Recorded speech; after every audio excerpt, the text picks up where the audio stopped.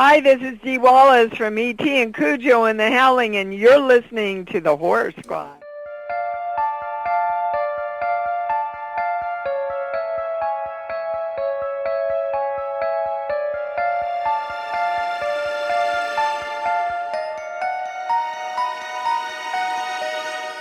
Hello, welcome back to the Horror Squad podcast, episode number 186. Tonight we're doing our best of the decade, 1990s edition. One of your co-hosts, Todd. We have Joe, Sam, and Steve, boys and girl. What's up?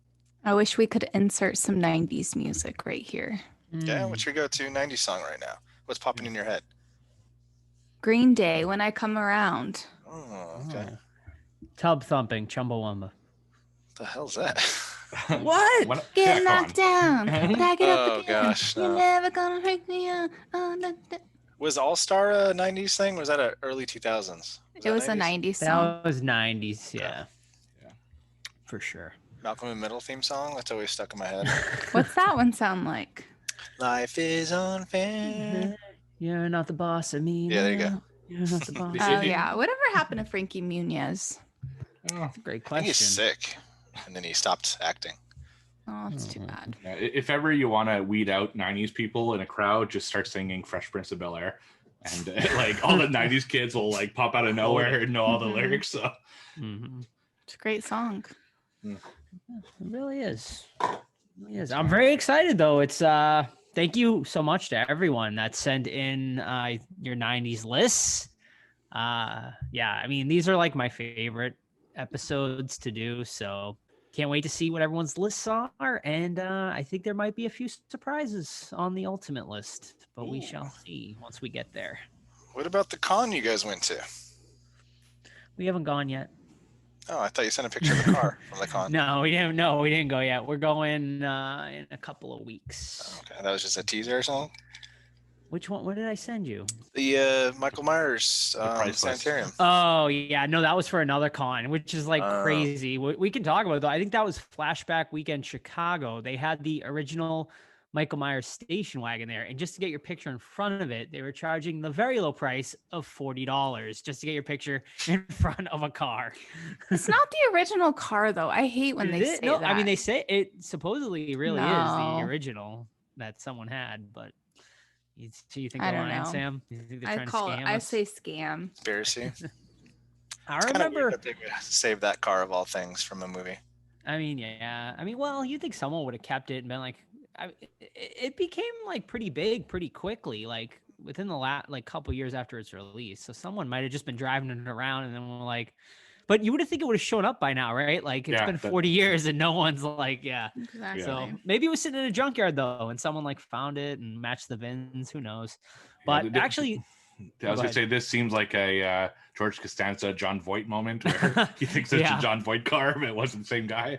I think it's the same thing. It just said Halloween car in the like glove box. Someone bought it and they're like, all right, $60 for you to take a picture inside of it. So right, crazy. But Sam actually can attest to this. Maybe like 5 years ago, someone was selling the Evil Dead shed? The shack? Yeah. The shack, yeah. And like I was like legit talking to Sam about buying it. I forget what he was asking for it at the time. I want to say it was like maybe $5,000 or $10,000, but I was like, Sam, we could just like put this at cons and just charge people to get their pictures in front of it. Exactly what this station wagon guy is doing. I saw that at a con once. The shed. Yeah, someone did end up buying it, I think, and is doing exactly what they should be doing with it. But how much? Like, what were they charging? Like $10? No, it was like 40. 40. And I did a sneaky selfie. There you go. So for free. Even just to have it at your table, like have it at your merch table, so people come to your table and don't even charge people to look at it. You know, it's like, oh, while you're here, check out these awesome shirts. You know, there you go. Yeah, so many opportunities. And another thing to say is we're also going to reveal the winner of our first TeePublic merch thing. So I have all the names in a little pod, and at some point during the episode, don't know when, but at some point during the episode, I'll pull the winner, and you're going to win a box full of stuff. Just box of Steve's goodies. Yeah, Steve's goodies. And just a special thank you to Steven The Rock, who we interviewed a few episodes ago for The Rage. He sent me a cast sign poster, including Lynn Griffin, who played Claire in Black Christmas. So just a very cool Ooh, item. that's And he cool. donated it just for this contest. So thanks, Steve. That's awesome. Yeah, awesome. Thank you. Thank you All so right. much. You guys want to get this 90s party started and get into some 90s themed questions? Sure. Hell yeah. I'm nervous. What was a 90s like slang? Was there any like slang terms for like hell yeah or like cool? Like a rad. Cool 90s? dude Fresh. from Full Yeah, House. Radical. Fresh was a word too. Like that's so Fresh? fresh. Yeah, fresh. Yeah. I'm pretty sure it wasn't da bomb. The bomb. Did you guys used to call making out macking? Yeah. Oh my god, yeah. Let's mac. Let's I mac. made that one up. Stop trying to mac on me. Yep. Or like, I'm going to sock him in his face. Yeah. And like, hey man, your mom's weird. Psych. Psych. Did I do that? Oh my gosh. Yeah. The 90s are full of fucking. Do you guys want to hear? Do you want to hear some slang terms from the 90s? Yeah, go ahead. Okay. Fat. PH. Yep. Fat. Pretty Okay. hot Yeah. 17. That's right. Let's bounce. Yeah. I feel I like people use still that one. use that. Yeah, Yeah. because we're old. Oh, here's a classic. Crib. Oh. Do you go back to use my crib crib? anymore? I don't know. I don't hear many people using crib these days. Yeah. I mean, obviously, Cribs, MTV Cribs was like That was a all cool the show. all the rage back in the day. Right. Oh, word. All right. Word. I never used this one. Hey, home skillet. I don't know. Yeah, I've heard that one, You but heard that one? that's kind of it doesn't roll off the tongue And then I think this like one's Mac still. does. Yeah, that's true. And then they said most of the clueless ones is as if As Sam if. should know and totally bugging. So Holy bug. there's some fun 90s slang terms that you can bring back for yourself if you want to. I'm bringing fat back. All right, I'm I doing like it. fat as much as possible. Who's fat these days, Todd? Everyone's fat. Everyone's fat. Okay. All right, so you can ask us questions on social media at the Horror Squad Podcast or on our Discord. Another really active week on our Discord. And thank you. A lot of the people from our Discord actually sent us top 10 lists for this episode. So thank you very much to everyone there for that. So the first series of questions comes to us from Mandy. She says, hey, squad, just a few award nominations for your 90s episode. So here are a few award-winning questions. So let me know what you think. First one is best male horror performance in the 90s. Ooh, I probably should have did a little research, but first thing that immediately comes to my mind, I'm gonna give it to. I mean, I think Hannibal most of us are Lecter. probably in agreement, but yeah, Anthony Hopkins, Hannibal Lecter, and Silence of the Lambs. Oh, I was thinking Tony Todd. Oh, Candyman. Candyman too. Nice. Mhm. Yeah, it's a good one. Buffalo Bill. Ooh, From like same it. movie. Like that one. Love it. What's his name again? God, It's something Levine, maybe. Ted Levine, right? Ted Levine. There you go. Yeah. Yep. He's good. He's great in that. Oh yeah. He's super creepy. Yeah. I wrote Anthony Hopkins too. I think his role as Hannibal Lecter is like iconic. So definitely a good one. And her second one was best female horror performance. Kathy Bates' Misery. That's what I think too. Yeah. Yeah. Yeah.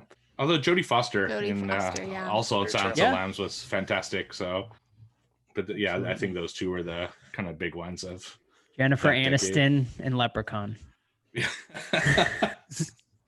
And we forgot Busta Rhymes in Halloween. Oh yeah. Oh, was that of course, still the 90s though? Yeah. Resurrection, I think was 90s. Yeah, Yeah, it was late I think 90s. so. Eh? Yeah. Oh, You could and also Chris, throw in Chris LL Kattan, Cool J. House of yeah. Oh, there Chris you go. Kattan Yeah. and House of Haunted Hill. Yep. Her next one, biggest disappointment, if you can remember. Ooh. I'll say mine since I had time to think about these. For me, it was Godzilla. So I didn't dislike Godzilla. I still thought it was a fun movie, but they really put the marketing machine behind that in the 90s. Like every fucking billboard, bus station, commercial, like Remember the everything. music video? Come with me. Right. They really pushed Godzilla when it was coming out in 98. And I was like, okay, it was good, but it wasn't like that good, you know? So that's mine.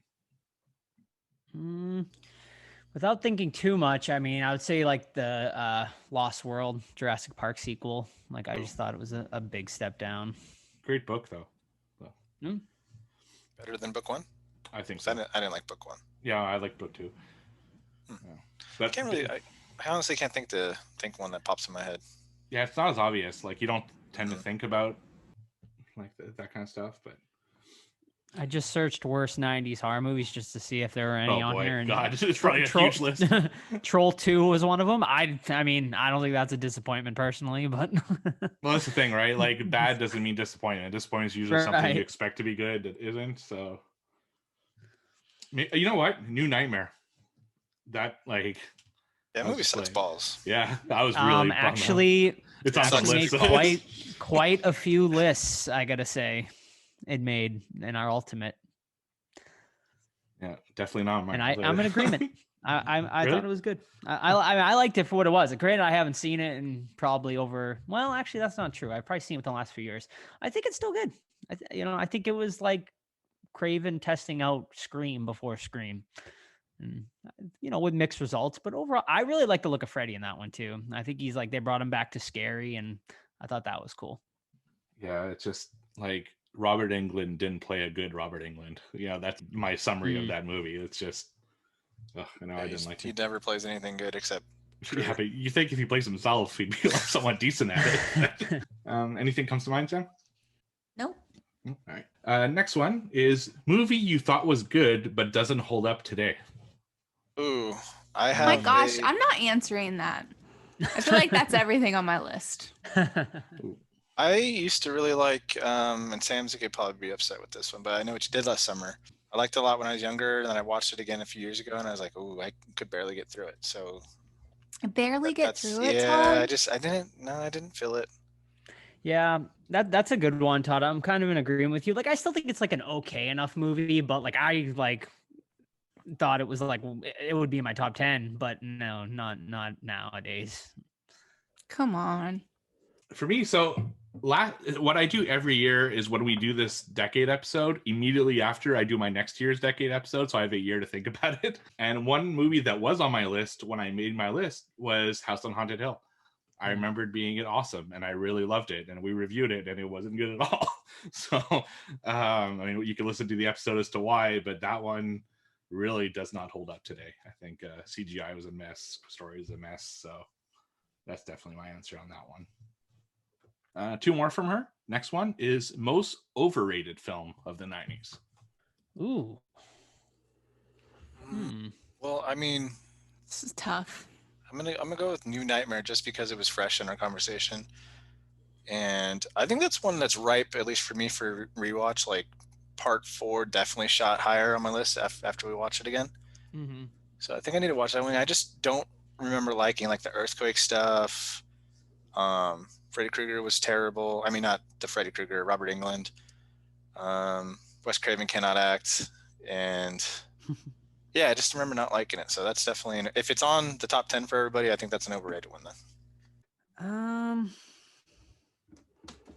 I mean, I think it's like an okay enough movie, but like it's always on people's like best of lists and stuff like that. And that's The People Under the Stairs. I mean, it's like it's decent, but like I don't think it's as good as a lot of people make it out to be. It's scary though. It has its moments. Yeah. I'm gonna get some hate on this one because I know it's on some people's lists, but for me, I always thought that Dracula was overrated. I didn't love it. Like, I think it's kind of boring, actually. I don't think Keanu Reeves does all that good of a job acting in that movie. And you don't like his English accent? No, it's terrible. That's just as good as mine. Right. And I think overall it's just not, like, I watched it again maybe a year and a half, 2 years ago, and I was just bored out of my mind. So I think that one's totally overrated. Dracula looks super silly in that movie too, a lot. Like, he has tiny little glasses. Right. I do like when he's like banging on windows, see me. That's like a good scene. Mm-hmm. That's made fun of in What We Do in the Shadows. Right. There's a few good like moments in it, but overall I think it's totally overrated. Yeah, I agree. And her last question, most underrated. I got one. Stir of Echoes, because it was overshadowed by Sixth Sense, and I know a lot of people like it, but it came out around the same time as Sixth Sense, so it was like instantly overshadowed. But I think it's fucking great. Yeah, that's a great one. I'm totally agree Scary. with you on that one. It is scary, and Todd's right. It's totally overshadowed. You don't hear like as many people talking about it. We talk about it a lot on this podcast because we're all big fans of it, which is great to see. I'm gonna go. This one like just missed out on my honorable mentions list, so I'll throw this one out here. But I'm gonna say Demon Knight. I think it's great. Like it has its definite fan base, but I loved it, and I really wanted to put it on my honorable mention, but just missed out. So I'll throw that out there. It's actually the same one I had. Nice. I love Demon Knight. It also it was like in my top 15, but not my top 10. You know, right? But people don't really talk about it, and I think that's a shame Yeah. because it's a really cool film. You know, Billy Zane is great in it. William Sadler is great in it. It's an awesome film, and I recommend people check it out. Is there one you think is underrated, Sam? Underrated. Oh, Sam. Well, this is gonna be maybe in my list. I don't know. You'll have to listen and see. But I'm going with When a Stranger Calls Back. It is absolutely terrifying. I can't wait to talk about it. If it's on my list, who knows? We'll see. I did make a couple other people's lists as well, Sam, on the Ultimate. I'm glad you Makes me remember because I was happy. just gonna say, Sam, you should talk about that. Yeah, That's a great one, man. it is. Steve, you saw it and Joe hasn't, or vice I versa? don't think I've seen it. I haven't seen the second. I saw When a Stranger Calls, but not a Calls Back. All right. So, you have something else? No, I said it was a good one. Cool. So that's it for Mandy. Thank you for the question. Next one's Great from questions. I enjoy Queso those. Conqueso. When you watched Scream for the first time, did you figure out who the killers were before it was revealed? No, because like I was like 10, I think, when that movie came out. So like maybe if I was an adult, I would have saw it more. But I thought Craven did a great job of like putting a lot of different like suspects like in there for you. So he kind of kept you guessing. So yeah, no, not at all. Same age I as was Joe a and kid. Sam. Yep. Yeah, I was a little older, but honestly, the honest answer is I don't remember. Like, it's been so long that I don't remember if that was even a thing that I was doing when I was watching movies, like trying to figure out who the killer was. I was just kind of going along for the ride, and I think I saw it at a party the first time, so I wasn't like fully paying attention either. So, but still, yeah, I don't think I would have figured it out just like from what I know of today, but. Yeah, it was a good one. He did a really good job in the beginning, like tricking you, like making you think it was Billy, like almost right away, and then like it was like, oh, that'd be too obvious it was him, and like you go back, and then having two killers, it was it was great. All right, so the next question's from Zach. So I'm actually changing his question a little bit, so I told him about that.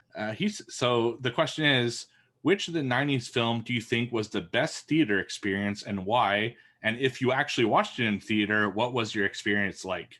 He actually answered the question and said for him, if he couldn't get motion sickness, it'd be the Blair Witch Project. If not, arachnophobia would be utterly creepy. Scream would also be amazing because of all the hormones in the theater. So what do you think would be the best theater experience for a 90s film? And if you saw it, what was the experience like? Because I don't think you guys, since you're a little younger than me, really watched most of these in theater or any of them. Right. I did at the tail end of the 90s, but so which one would you have loved to see in theaters, like fresh? But I mean, for me, Blair Witch Project, which I don't think is like a super surprise. I didn't get to see it in theaters. I ended up seeing it on home VHS a little bit after it was released. Me and my friend, he slept over and we watched it, and it like scared the shit out of us. And I mean, I still have yet to be able to experience it in a theater, and I would absolutely love to, and I hope I can. As far as what I did see in theater that is most memorable for me, it's probably The Sixth Sense. It scared the shit out of me. I was pretty young. I think I was like maybe 12, 13 when that movie came out, and it terrified me. Yeah, I did. I got to see Blair Witch in theater. My mom took me. I just don't remember how it was. I mean, I remember like everything surrounding it, like this is real, and that scared you because you didn't know any better at that time. Yeah, I don't remember what the experience was. It sucks, but one that was good, and I know a lot of people are calling it a horror movie, is Jurassic Park. That was a great experience to see when you're a kid. All the dinosaur action and all that stuff. That was awesome. It was a good one in theater too, Sleepy Hollow, because it's a really fun movie. So saw that one. So Yeah, there's some titles. I feel like I'm looking at my list and I'm like, did I see any of these in the theater? If I did, it might have been I Know What You Did Last Summer, but I think if I was able to experience one, it would be Scream. I think would be like a fun roller coaster ride. Yeah, I'm gonna go with that one. First time I saw Scream was on a copied VHS. So back when you had to have 2 VCRs or whatever. Yep. Awesome. At good times. That's how you did your mixtapes back then. Yeah. Yep. Two recorders. So I saw Blair Witch Project in the theater, and it's like, it was fun. It was because this is at a time where we thought it was real, right? So just that experience was really awesome. So I'd love to recreate that. But as a movie itself, I don't think it's like necessarily a theater film. I think you could watch it at home and be just as creeped out. So I wouldn't personally go with that one, although it was a great experience because we thought it was real at the time. For me, it would be the Army of Darkness. I think that would be just an awesome film to see in theaters because it's fun. There's a lot of like goofy jokes in it, and it's the kind of movie I would have loved to see with my buddies. I mean, if we were older at the time. So that would probably be my answer. But also, just to say what Todd said, Jurassic Park is probably my top 3 favorite experiences ever in a theater because it's one of the like first big movies I saw in a theater, and they were also really plugging that film when it's coming out. So I had like the books and stuff, and it was just such an awesome film. So yeah, that's fantastic. That last question was pretty fat. Pretty. Next one from a horror fan, Word. Ryan. Where does the decade of the 90s rank in your list of best decades in horror? Ooh. I don't know. If you're a Letterboxd subscriber, they rank your movies for you. Oh, And that's by cool. decade. Yeah. I gotta utilize that more. Let me pull it up. God, I really can't say. Like, I'd really have to sit down and do this. Like, I mean, obviously, I think the 70s are better. The 80s are better. And then I think it's like a toss up between this one and like 2010 to 2019, and I probably would rank the early 2000s ahead of it. So somewhere there. According to Letterboxd, 1960s, followed by the 70s, followed by the 90s are my top rated thing. All right. That includes everything, like non-horror and everything. But off the top of my head, it would have to be 70s, followed by 80s, followed by, I don't even know, 2000s maybe?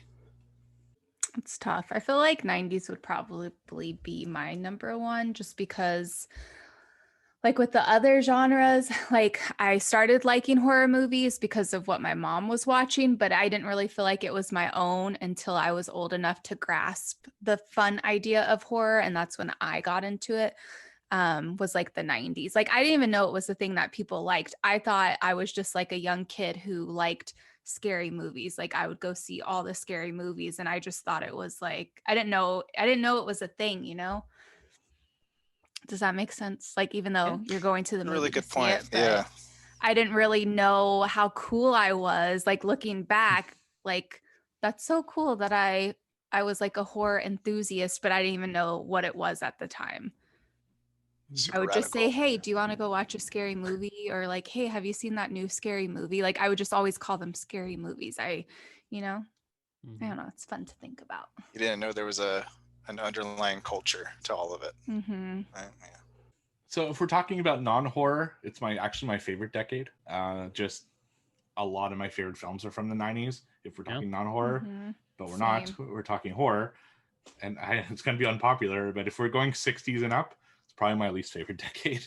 Yeah. And I don't know why. Like it just there was like a identity crisis between the 80s and the 2000s. Like the 2000s were defined in like being a little more hardcore horror, and the 80s were a little like kind of the cheesy horror, and the 90s like almost had like a battle between the two. Like, do we go cheese or do we go hardcore? And a lot of times they mixed both and didn't do it successfully.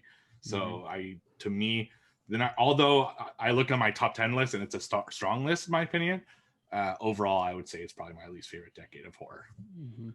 And apologies to Weezerface and Katie, who are the big classic horror fans that we're just completely negating. We're not even going back to like the 40s, 50s and stuff where I know they're loving. But I mean, I will fully admit, that's just not my thing. Like, I mean, I do enjoy some of those movies, but I just I got to admit that's like my one weakness, I guess, in the like my horror loving self. But we'll get there. I mean, Yeah. At some point we're like next year doing 80s and 70s and 60s and maybe 50s and negative. Like, I don't know if I have. I don't even know what I would do. Like, I'd have to go and like on a year binge of all those movies because like I don't even know what I would do in a top 10 in like the 50s and 40s. Yeah. Well, I think 50s would be like everything 50 and below at that point. Okay. I don't know if I can do a full like 4, just because. Really? I don't know. Like, I would actually watch movies from those decades. Like, I would like my ideal time of watching them is when I go to bed. Like, I would want to watch one every night while I was in bed, but we don't have a TV in there. I guess I could watch on my laptop, but. All right. Well, you guys have is it Turner Classic Movies that always shows like those movies. So I don't have access to a lot of that stuff, so I have to really seek it out, which is going to be a problem. But anyway, well, we have like 4 or 5 years to think about that. I'm pretty sure that's a premium channel. I don't even think we get is it? I know. I was like, I don't think we have. Okay, I don't know. We don't have it here. So. I don't know either. But oh yeah. By the way, congratulations, Steve. The Canadian women's Canadian soccer team defeated the USA today. So could not care less, to be honest with you. Like, I'm not a soccer fan, so it's like great for the women. I mean, they're awesome, but that's Great for the women. Well, the women. I mean, the Canadian women for that. I'm super into the Olympics this year. Are you? I'm watching rowing. I'm watching BMX. Nice. Skateboarding's a thing now. That's cool. Yeah.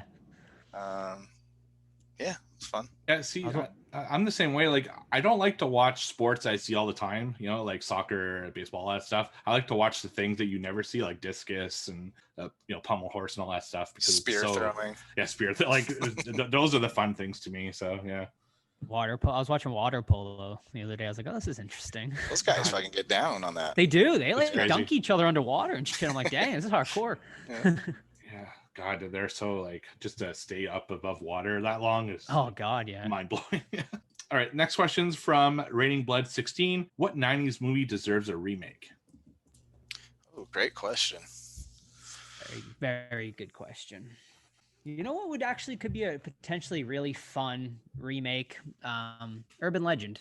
Although like a pretty solid movie, like, and I haven't watched it in a while, so I don't know how well it holds up, but I think like remade, that could be really, really fun. Mm-hmm. I agree. I think that they could make it. I thought it was pretty scary at the time when I saw it, but I feel like they could make it a little more gruesome. Mm-hmm. And then I think The Faculty would be a good one. Surprised you would mention the Urban Legend with the dog scene, Sam. Of what? In Urban Legend, the dog scene. He cuts Did they his kill head a off? dog? They put a dog in a microwave. Oh, that's right. Oh yeah, they do. I forgot about that. Yeah. Poor pup. R.I.P. And Goth Daniel Harris. Yep. Oh, it's got Brad Dourif in there too. I think he's this guy. In Yeah, the Brad beginning. Dourif, Yep, Robert at the gas England station, too. Yep. I don't remember England. Was he in there? He's like the professor, like the college professor. Oh, with the Pop Rocks? Yes. Yeah. Oh, okay, Mhm. cool. He's in there. There's someone else in there too. There's actually a lot of like horror icons in that movie. Yeah. For me, even though the movie is great and doesn't necessarily need a remake, I would still love to see it, and that's Cube. I don't know if you guys seen Cube, but I Fuck think yeah, it's seen Cube. Cube's really- I awesome. don't think so. yeah, it's a really awesome film that I think could be updated with just kind of modern effects and stuff like that. So Have you seen Cube 2 and 3, Steve? Cube Zero and I Mhm. forget the other one. No, Cube 2, Hypercube. I only saw the original. Cube. They're okay. I think you like Cube 0. That one's actually Yeah. like a lot like number 1. It's on I my don't know to-be if list, so I should. I don't know if I've ever seen Cube. I'm gonna have to. Check it out. That's check it definitely out. worth checking out. Yeah. All right, back to the list. All right, so next question is from Weezerface. What 90s trend do you miss, and what 90s trend are you glad disappeared, both in horror movies and otherwise, fashion, technology, etc.? one 90s trend I definitely don't miss is like having like rappers in like every horror movie. We had like LL Cool J What? and I Buster loved Rhymes. that. LL Cool J was actually a good actor, though. He was actually, yeah, he was all right. No, Deep Blue Sea, right? Deep Blue Sea and Halloween H2O. He was in both. But yeah, like I definitely don't miss that trend. It was getting a little ridiculous there for a little, especially when you had Buster Rhymes doing kung fu against Michael Myers. That was like the pinnacle of it. You loved it at the time. As far as like a trend I miss, I don't know. Nothing's coming to mind. I'm glad the big giant pants are gone. Big baggy pants. Yeah. You don't miss those? They were nice and comfy. No, they look so funny. They used to like drag, man. You used to like have like a pound of sand like on the bottom of your jeans. Yeah, they would get all frayed and like tore up, and gosh. What about chain wallets? Yeah, I had a Some chain people still wallet. rock. I did too. Yeah. They do, yeah.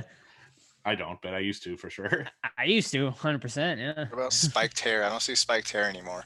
Yeah, you don't see it that Yeah. often. I had, yeah. I used to spike mine. Terrible. I used to spike mine fully, like all the way, like on the sides and everything. Yeah. Did you guys have pagers, or were you still too young for? Too young. I was too young for a pager. I always stole my mom's pager. Yeah, it was funny because all my friends had like a code, so I knew which friend to call back. Because it was we're too lazy to write 7 digits, so we were like all three. Like 316 or 007 or Yeah. yeah, or boob. Classic. Yeah. Boobs. I used to call like, payphones. Those I miss those. I used to like, yeah, I don't know. You get on there and call your mom from like the mall or something. I used to like dial like 1-800-boobs and stuff like that to see what would come up. Nice. Old sex hotlines. Classic. Oh. I miss AOL. I thought that was like the coolest thing. I used to love chat rooms. The chat room, Steve, that's what I was going to say. Like, I fucking was chatting it up in all of the rooms. Like, ASL. Yep. Age, sex, yep, location. yeah. Like, I still remember some of the, well, who knows if they were really girls my age at the time, but it's like, I still think about some of my friends that I had online, and I'm like, I wonder if they're still living like in Brooklyn, or if they're still doing this. Mm-hmm. So Did you guys ever? if did this you ever- is you, Superfly girl, it's me, Sam. Did you guys ever used to do like the mic chats where you used to get like Yes, the microphones? Joe, and, like that was my favorite thing. Like, me and my friend, I would die. I would cackle. Like, we would just go in and we would like just say the craziest shit. yeah. Like, oh, it was so funny. It was like, such a good time. Yeah. I'm Even- looking for chat rooms now. I'm about to go in a chat There you room go. now. There's still gotta be chat rooms right nowadays. They still have ICQ Discord chat. is essentially. Oh, okay, yeah, Discord is essentially a sorta, chat room, right? No, Yeah. it's not. Well, But it you kinda want like is. Sam's looking for complete and utter stranger. She wants to Yeah. chat. I'm Once about to go AOL in into this- Messenger. I'm Yeah. gonna go to ICQ chat. for chat ICQ is the rooms. best. Like, yeah, that was a good time. Even when MSN was doing like their chatting service for a long time, I used to have like two screens and just little pops of all my friends, Oh, carrying yeah. a million conversations and not doing any homework. You'd put your away message on to be like some sort of music, like beat music lyrics or something. Mhm. Right. But we even have drama in our chat room. So I used to belong in a thing called Hockey Chat because that's where I'd meet fellow Canadians. Of course. And you'd like meet girls on there that totally don't live in your city, and then they'd switch their username to like Steve's girl, and it'd be like Beck's boy, and then we'd Aw. fight. So like the next day it'd be like no longer Steve's girl. Like it just Oh, like, no. oh my god. I Fucking love good that. times. Oh, nice. That's so cool. It was just such an innocent time. That's It was, yeah. like Yeah. we didn't know the Before- dangers of the internet. Yeah, no. Social media wasn't a thing, so no one was like all about like clout or Yeah. Right. politics. It was just like super fun. Yeah. Yeah. Mm-hmm. Just glad no one was able to save what I said. Oh my god. Because you're saying Oh, Todd, were you talking dirty? Oh, you I- getting those wasn't sex everybody? you sex chatting? Yeah. There were some, like, I remember like older men that would try to sex chat me. I was like, what the fuck?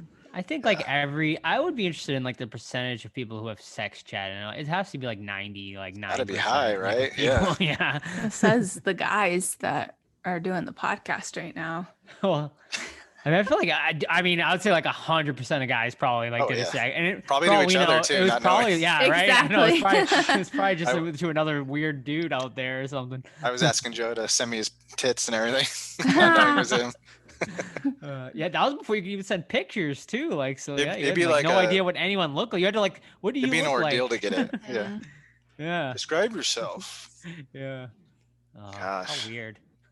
And I don't even let my kids on like Xbox Live anymore because that was another thing that was very popular. Like Xbox Live, you'd be like talking shit, like mad shit, and usually it was mostly I fucked your mom or I'm gonna rape you. That was like the that was a 1 and 2 combo. Like, Yikes.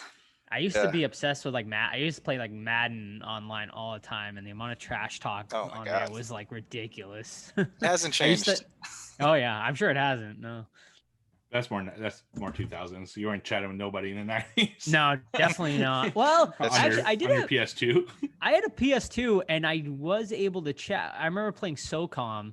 Oh, really? And we had mics on dial-up or what? It was I had to have been, I guess. It was an Ethernet. You had to like hook an Ethernet cord up to like the back of the PS2, and the connection was awful. But like occasionally, it did its purpose, I guess. I remember I was always lagging out, but. And just to bring it back to horror, so what horror 90s trends do you miss or wish, or you're glad that they disappeared, other than the rappers? I don't know. That's all I got, really, personally. Yeah, I'm with you. To me, it was like just there's too many high school movies. You know, it's just Loved like it. Yeah, but it was just all high school movies. It was a lot. I mean, and it was all like 30-year-olds in high school movies. So. Well, my thing that I loved about the 90s is that they would try to put any of like the cutie boys and cute girls that you would see in 16 magazine and like J14 in all of the movies. I love that. But now they're just doing it to TikTok stars they're going to be making movies. So remakes, actually. Which is like almost the same thing as rappers, right? Being in it is like the equivalent. What remakes what are you talking about, Sam? It's not a horror movie, but they're redoing She's All That, and they're like putting a TikToker. And I was like, no way. I think she might either play. I think they're reversing the roles, so she either is playing Freddie Prinze Jr.'s character, like that type, or she's gonna be like the Rachel Lee Cook. But I thought they were swapping the roles. I could be wrong. Well, we also got I Know What You Did Last Summer. The TV show is coming out like this year on I think it's Amazon Prime or something like that. But I think James Wan James Wan's producing it too. So could be interesting. Prime does some really good shit. Yeah, they do. So I'm excited for it. I guess me and Sam watched the Chucky TV trailer it looks pretty awesome. I'm not gonna lie. I'm excited for it. Yeah. One last thing about the high schools. Maybe because I was in high school, so I was in high school from 94 to 99. But remembering high schools in Canada don't work the same as the US, so like we don't have it's not like split into two sections for whatever you guys do. So being a high schooler in the 90s and having all the high school movies, I'm watching like Scream and thinking none of the girls in my class look like fucking Neve Campbell, like right, like because they're all 30-year-olds, so they're playing 15-year-olds. So that was always a mind fuck for someone in high school at that time. That's probably why I guess I don't remember it as fondly as it's so funny you mentioned that because me and Sam were just watching and we'll probably talk about this on our watch next week since we're not doing this week, but we started on American Horror Stories, the anthology series, and the first episode had the girl from VFW there, like the redheaded girl. I can't remember her name. Sierra McCormick is her name. And she was supposed to be playing like a 16-year-old girl. And I'm like, she's like 35. I was like, and she doesn't even look 16. She looks the same age as her dad's in it. It was like so funny.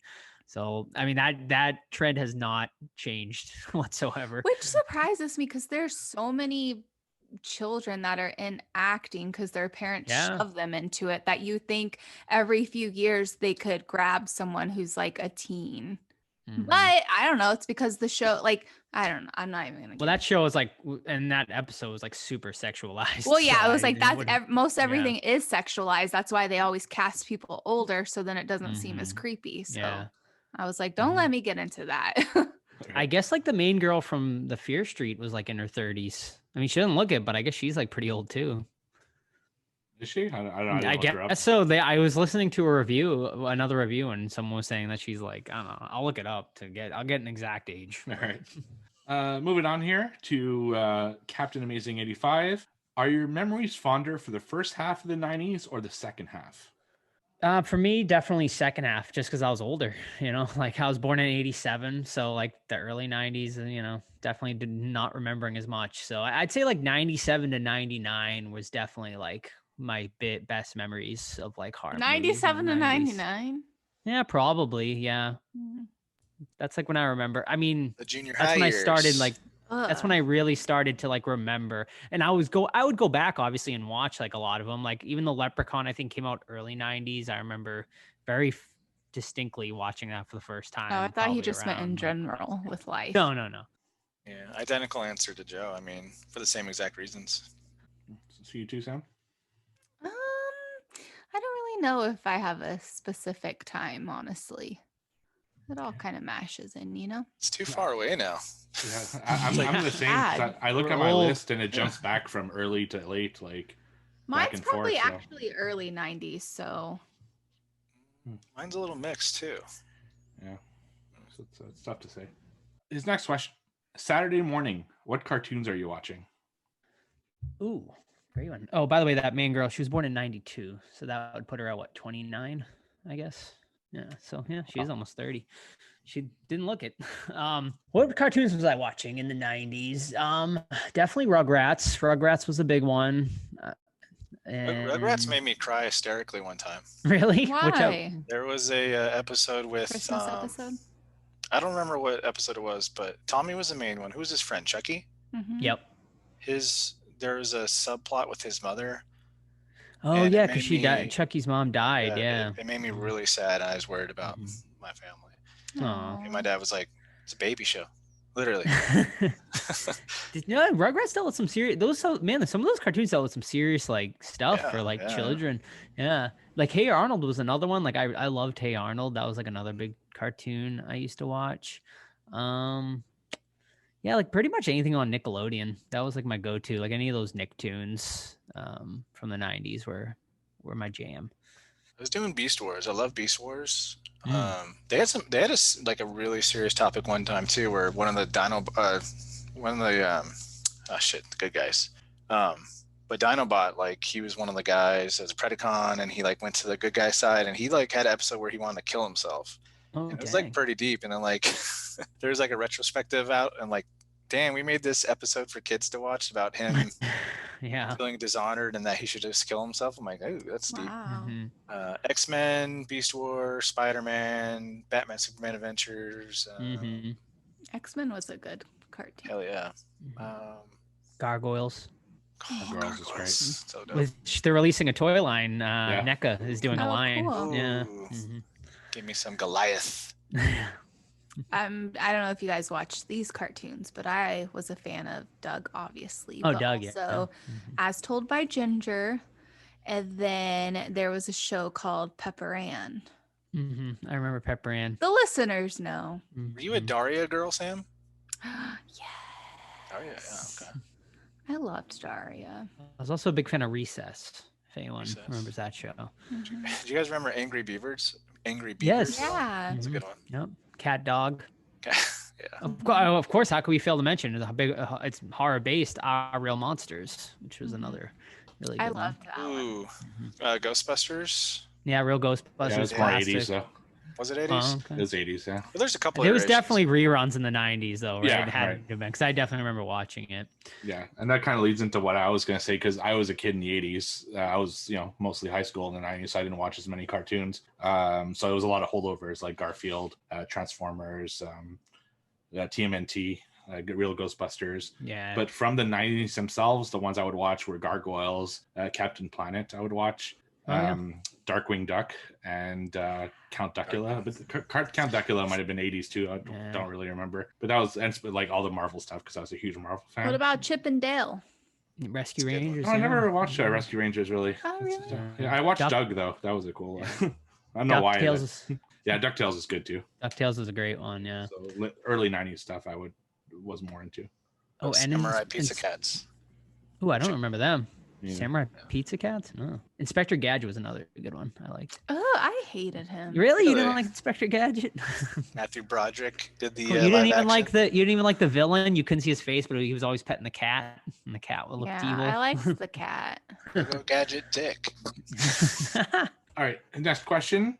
The bottom three, but you don't have to say bottom three if you don't remember, of the 90s. So whatever, I guess, worst 90s movie you can think of. Hard.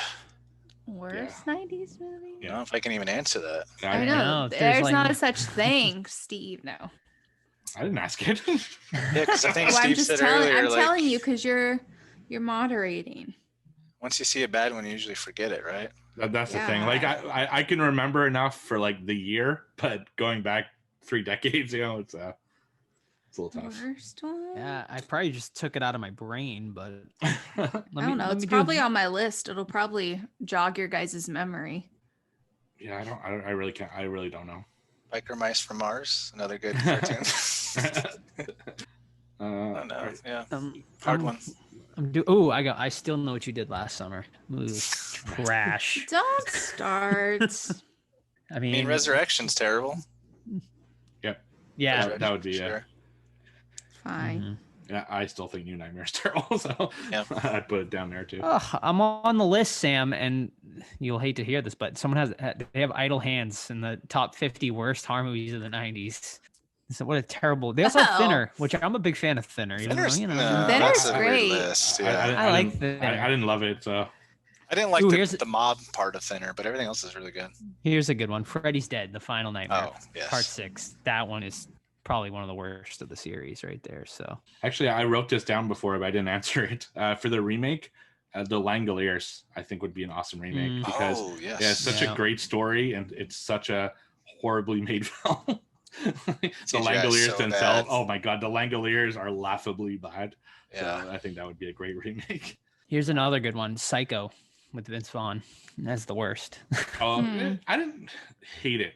Like It was just a shot for shot remake. That's why it's a I shot think for shot people- remake, yeah. and people loved the original so much it was like almost hated before it came out. Mhm. But yeah, I didn't think it was that bad.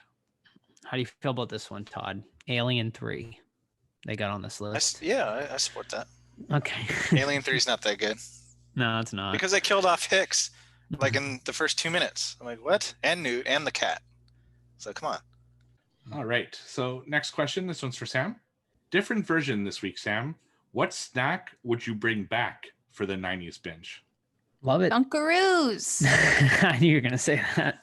Guys, I cannot tell you, like, I had Dunkaroos every day of my life in the 90s. What like, is that, Sam? You know I really what don't know. Dunkaroos are? Okay, No. Dunkaroos and also Rice Krispie Treat cereal. Mhm.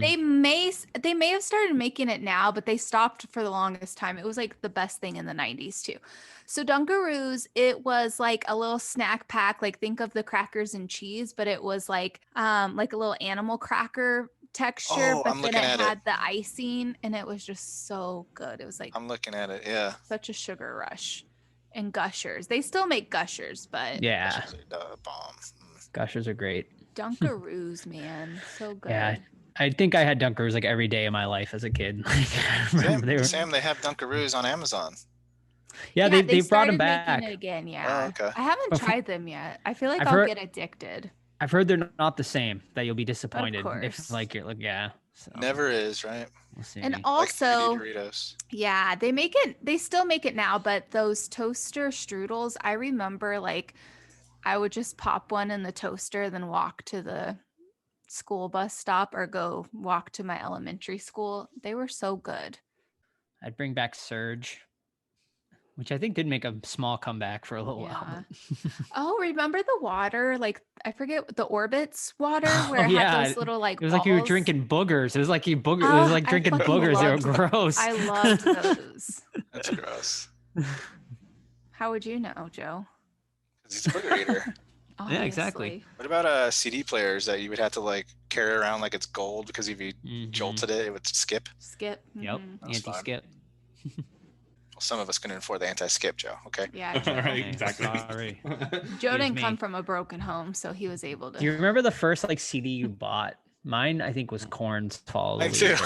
Yeah. Mine too. Mine was the food album from Weird Al. Oh, my nice. lord. Yeah. Mine was the Missy Elliott Mr. Meaner album, and it was from like where you would always get that spam mail, and they were like, choose 10 CDs for 99 cents. You guys Oh yeah, I remember those. Yeah.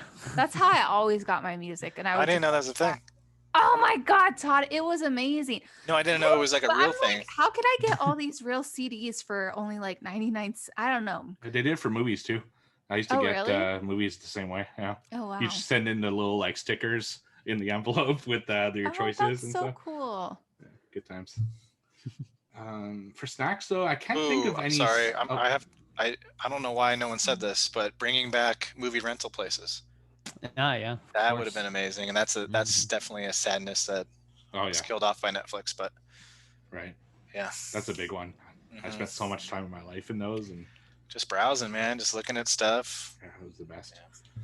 I miss I didn't think of that, Todd, because we still have them back in Kansas. But what I miss about the video stores is the grocery stores would have a video section. So you would buy Yes. the groceries and then go to the little section of the grocery store. Yeah. Oh my gosh, I can't believe I didn't remember that. Like my grandma, I remember one time I went there grocery shopping, and she bought Gremlins from the supermarket for me on VHS. Yeah. Oh hell. Wow. Yep. And what chain do you have in Kansas still? It's called Family Video. Oh, those Last closed I down. knew, they were about all of them because All they of them. were just recently. With COVID, killed it officially. Oh, really? Yeah, they have like a web Oh. store now where you can buy like signs and stuff from their stores. Because we had Really? Family Video here too. How sad. Yeah. Yeah, there were like 3 or 4 locations last that I knew. That's too bad. Okay, sorry, Steve. Back to the snacks. Yeah, I was just gonna say there's no snacks from the 90s. There are from the 80s, but maybe we'll get that next year. That I necessarily want to bring back. But there's one thing that I really miss that we're never gonna get back, and that really bums me out. I was a big McDonald's fan when I was in the 90s. Like that was my fast food of choice at the time. And the thing I loved the most there were the chicken nuggets. And in the 90s, chicken nuggets were half dark meat, half white meat. And I used to love the dark meat ones. Oh. And then in the fucking early 2000s, they went all white, and it was just like not the same anymore. So And bring now it's back just the dark pink meat paste. nugs. Yeah. Pink paste. Did you guys in your area have McDonald's where on like Sundays they would give you like 25-cent cheeseburgers? Yeah. Ooh. I'm sure. I don't Fuck yeah. remember though. Sounds like They need to vaguely bring that familiar. back. Yeah, right. Yeah. Fucking $1 coffee. It sounded so demanding. I need to bring that back.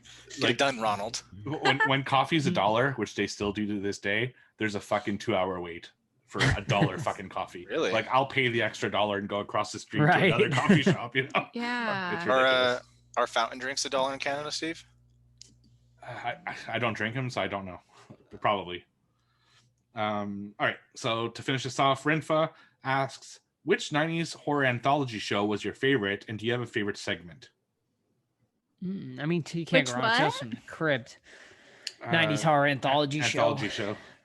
Hmm. I mean, Tales from the Crypt immediately comes to mind. Mhm. Even though that was more, I guess it was 80s and 90s though, right? Like it started in the 80s. I mean, for me, it's all everything about 90s is children based. So like, Are You Afraid of the Dark Yep. and Goosebumps. So I mean, I'll just go Goosebumps, Haunted Mask. I mean, it's just like such a classic. I don't know. I feel like anything on Are You Afraid of the Dark? I Mhm. loved that show so much. Yeah, me too. I'd say Are You Afraid of the Dark? I can't really pinpoint a specific episode that I liked more than another. But actually, I sent it to you guys, but I should send it to the Discord. One of my friends used to live in Germany, and he sent me like a news like feed of his old village being flooded and stuff. And I watched it. It's like a 2-minute, news clip. And at the end of it, it was the main guy from Are You Afraid of the Dark who's like reporting it. And I told my friends, like, I'm like, holy shit, didn't expect that surprise ending. Aw. They're all like, oh yeah, no, he's been a newscaster for years in That's Canada. Oh, that's Crazy. amazing. So It's the, he's like was it the older brother it was with the glasses? What's his? No, he didn't have. Did he have glasses? It's been so long since I watched it. He's like dark hair, like really dark Mhm. eyebrows. Mhm. He was like the oldest one, I think, in the Yeah, group. I think he's the one. He did have glasses on the show. Yeah. That's the one I'm thinking of too. Yeah, so now he's a local newscaster in my That's town. amazing. So I thought it was interesting. I totally didn't see it come. I was like, whoa, okay. Sam and I just bought an Are You Afraid of the Dark t-shirt the other day, actually. There's a company that just released a really awesome design, Terror Trade on Instagram, if you want to check it out. It's like the logo with the match? It's got like all like 5 of them like in front of like the fire, and they're like, really? It's really cool. you gotta Yeah, I'll send a picture. Yeah, I thought I sent you a picture of it, but maybe not. No, not that one. I don't recall. I'll send it, and I'll post in the Discord since I'm sure people will be interested. What about you, Totter? Well, I was gonna say a show called Freaky Links, starring Ethan Embry. I was searching it up, but it came out in 2000, so I can't really say it. But it was a 1-season, 14-episode show, like the X-Files, but with kids. So Nice. Here's another one. I'm surprised Sam didn't mention it. Erie, Indiana. That was like a really fun. that was a dope one. Anthology. Was it on Nickelodeon? No, I think it was on WB. WB. Kid. It was WB Kids at the time. Nice. All right, better get through the last 2 here because we're gonna run out of time. Yeah. Next one's favorite and best kill in 90s horror. Ooh. It's got to be the original. It's got to be the first kill and Scream there, Casey Becker. Joe, stop taking all my so answers. iconic. Sorry. I agree with Joe. It's so iconic. Like that death haunted me for days. Like it's so sad when she's like crawling and her parents are not far away, and like you can hear her breathing on the phone, or you can hear her breathing while her parents are on the phone. It's sad. It's good stuff. I'll go with 7. Brad Pitt killing the killer. It's like a member. Everyone quotes it. What's in the box? What's in the fucking box? And him killing them is just a memorable death. So it's a really fitting ending to a really good movie. And I'm gonna go Sam Jackson and Deep Blue Sea, just because it was so fucking unexpected and classic. Got to stick together. Fucking grabs them. Yeah, good times. It's a good movie, man. I don't know if it was hold up. I haven't seen it in a long time. I mean, either I meant to rewatch it this year, but I haven't yet. Sharks swim backwards.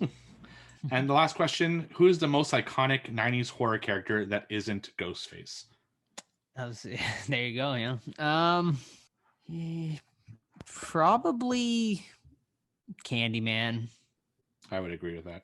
Candyman, maybe Leprechaun, as a more underground icon, but I think at face value, Candyman's probably the biggest iconic character other than Ghostface.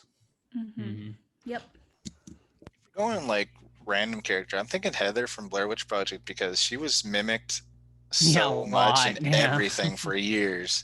The snot coming out of her nose, and I'm so scared. And that scene alone. I mean, Hannibal's definitely up there too. Yeah. No. Heather? How dare you? She's the worst part of the movie. She's screaming like 90% of the time. I mean, I feel like she's relatable. Okay. We'll save it for the top 10. Yep. All right.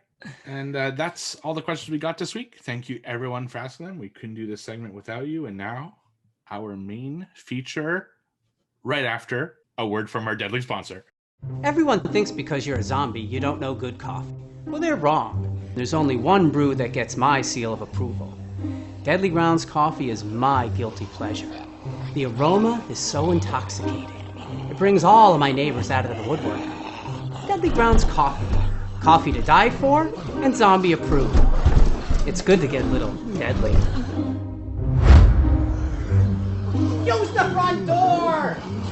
Oh, they're so disgusting. Just so you guys know, I said on Discord, I don't know if you guys read it. I know Joe already knows, but whichever is my number one film for me is going to be my birthday pick for my review, which is next month. Oh, so. I like that. Yeah, so I'm. All right, Steve, I like that too. I have my next birthday pick on mine too. Oh, okay. Nice. I mean, my birthday's not until 5 years from now. But... December. Steve. That's some planning ahead right there. Yeah, Todd, right. You know what I'm gonna make them watch. Ooh, I like the sound of this, which is my first honorable mention. When a Stranger Calls Back from 1993, a sequel to When a Stranger Calls. This one's just awesome, man. The main girl is so sweet, and you worry about her safety, and she gets assaulted like viciously, and it's pretty disturbing. The hospital scene, Sam, what I'm talking about, where she's like helpless. Yeah. But a super tension-filled movie with great acting and some really effective scenes. So When a Stranger Calls Back from '93. Alrighty. I'll go next. My first honorable mention for my 90s list is Peter Jackson's The Frighteners. One of probably the best horror comedies to come out of the 90s for sure. Just like a great movie all around. Michael J. Fox is great in it. And there's like legit like scary stuff in there, like along with the comedy. It's a really great mix, and it's like a super fun movie. So yeah, definitely recommend it. Good one, man. It's a good one. Oh my God, you guys are going so fast through these. Okay, so maybe some people will argue if this is even a horror, but my first honorable mention is going to be 1999's Jawbreaker, featuring Rose McGowan, Rebecca Gayheart, and Julie Benz, and also the wonderful Judy Greer, who is now in the Halloween movies. So this is a movie about a very like cute, popular girl group. One of their best friends is having her 17th birthday, and they kidnap her to try to surprise her, and they shove a jawbreaker in her mouth, and unfortunately she ends up choking on it, and it's about them just hiding that they killed her pretty much. It's a great movie. The soundtrack is amazing, super 90s. The fashion is great. Also has Marilyn Manson in it. A lot of like 90s hotties in it. What more could you ask for? All right. My first honorable mention is 1993's Hocus Pocus. I adore this movie. I even have an entire bedroom dedicated to this movie, like full on decoration of Hocus Pocus. But I just don't think it's one of the best movies in the 90s. I love it to death. I think it's great, but there are a lot of issues with it if you like look at it, I guess, more in a film's eye. Like some of the acting is really spotty and everything like that. But who's acting? Like not the main cast. Oh, some of the kids maybe. I'm not talking about Max.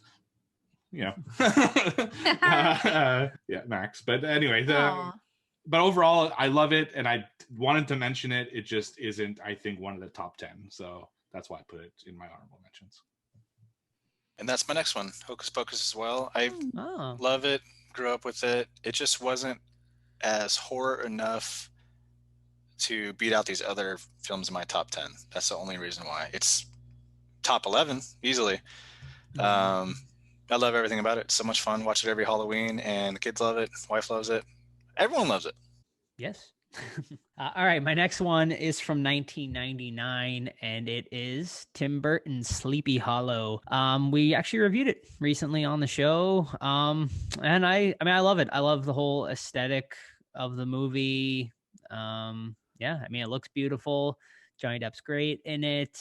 And it just like gives me like, it's just like the perfect like October watch. Like it just definitely gives you those like spooky vibes and stuff like that. So great double feature, honestly, to do like, you guys mentioned Hocus Pocus. Hocus Pocus Sleepy Hollow would be a great little double feature. So yeah.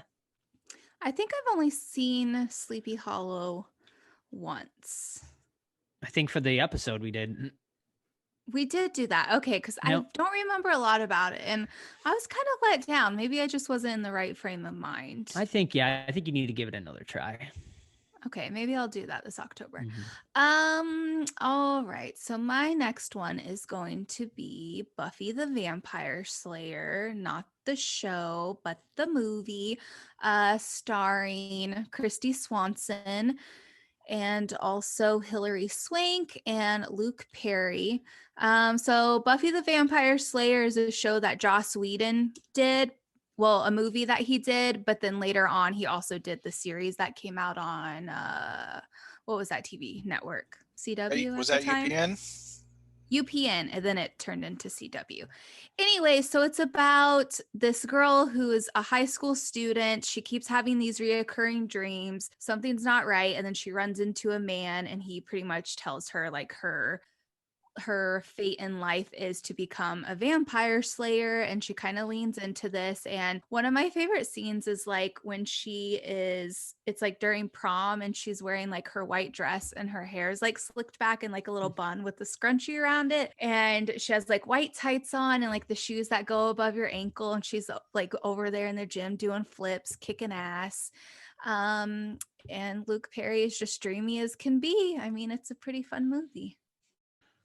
My next honorable mention is 1993's The Nightmare Before Christmas. I just didn't think it was horror enough to be included in the list. I also have a whole bedroom dedicated to this one, so very special to me as well. And it's like the perfect transition movie to get from the spooky season to the Christmas season. I always tend to watch it like right after Halloween and leading into Christmas. So I adore this film. I think it's fantastic. The music's great. The voices are great. I love the stop motion animation. I used to do stop motion animation in college, and I have a ton of respect for a movie like this, knowing how much work you need to put in to make something like this happen. So fantastic movie, just wasn't horror enough to make my top 10. All right, this one was probably the hardest one, the 11 pick or whatever. It's Tremors, 1990. I love this movie so much. But it just didn't fit on the list this time. Like maybe if I did the list tomorrow or next week, it would get on there. But super fun movie about giant sandworms, basically with Kevin Bacon running around, super cowboy-ish, just killing things. It's awesome. Awesome movie. And yeah, my last honorable mention, from one Kevin Bacon movie to another Kevin Bacon movie, 1999's Stir of Echoes. This one, like, it was on my top 10, like, as of a couple hours ago. And then, like, I just can, you guys know, I was looking at my list and I was like, there was one of my honorable mentions. I'm like, I think this one deserves it over it. So it ended up just missing out. Great movie though. Fantastic atmosphere. Kevin Bacon's great in it. And it's just legitimately just a fantastic ghost movie. That will definitely make your, hairs on your skin stand up a little bit for sure. So yeah, check it out. The Baconator. You can't go wrong. That's what people in Hollywood call Kevin. Mm-hmm. At Chunky's, they have the Kevin Bacon burger for those of you who have Chunky's in your area. That's fun. Yeah. Mm-hmm. Alrighty, so my last one is, I hope I don't disappoint any of the listeners, but I'm putting Craft as an honorable mention just because I kind of felt like some other people would have it. I know. I thought that was like top 3 for you. I know, and I feel like a douchebag, but I was like, let me give a spotlight to some other ones because I figured everyone else would. So we reviewed this for a double feature with the new Craft that came out.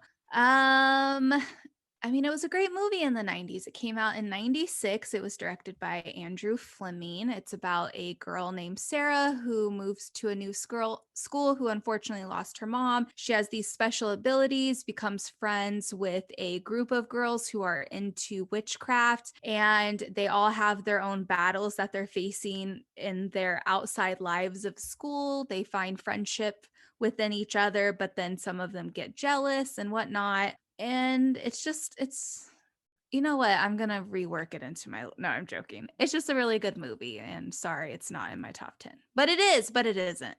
It is in real life, but for this episode, it's not. My last honorable mention, which I realized are all 1993, my 3 honorable mentions. I don't know how that happened, but this is a movie I really hem and hawed about whether I should put on my list or not. Not because of how good it is, but because of how horror it is. And I wasn't sure if it was going to make it or not, but if it were to make it, it would be 1 or 2. That's how high it would be. But I decided not to include it, and that's Jurassic Park. I can see the argument on both sides on whether or not this is a horror film. And I really kind of debated back and forth as to whether I would. And it came down to, I think it's kind of a horror film, but most people don't. So that's why I decided not to include it, but I had to at least mention it. Jurassic Park is such an amazing movie. I used to play the music in band when I was in high school.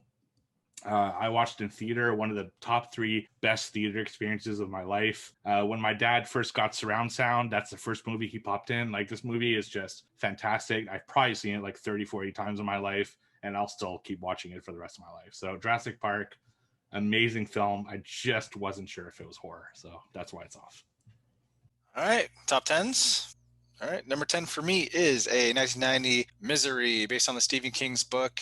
It's got Kathy Bates as Annie Wilkes. It's got James Caan. James Caan's a writer that she essentially kidnaps and holds hostage after he is trying to recover from a very bad car accident where it leaves him immobilized until she breaks his fucking legs. But in the book, she chops him off with the axe. The ending is a little rough. It gets a little goofy, but everything in between that is just so good. She's so scary. You feel for him at all times. You fear for his safety because she's fucking nuts. So yeah, Misery is it's a great movie. So that's my number 10.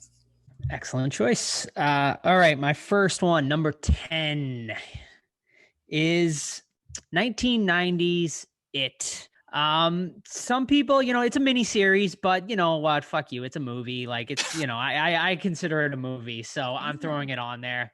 It's like this one's like a lot of nostalgia for me, and Tim Curry's performance alone deserves the top, like a top 10 spot in this. And I think, man, part one of it is so damn good.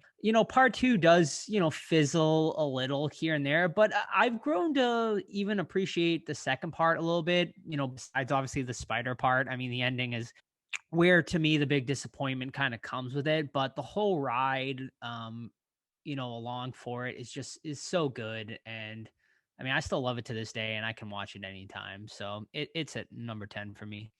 Okay. Todd already mentioned this movie in his honorable mentions. So my number 10 is Tremors. I remember watching this with my mom and I was so scared of all of the little sandworms, and it's just like jam-packed with action, a lot of sun, a lot of Nevada scenes. It's just a roller coaster. So that's my number 10. That's all you need to know.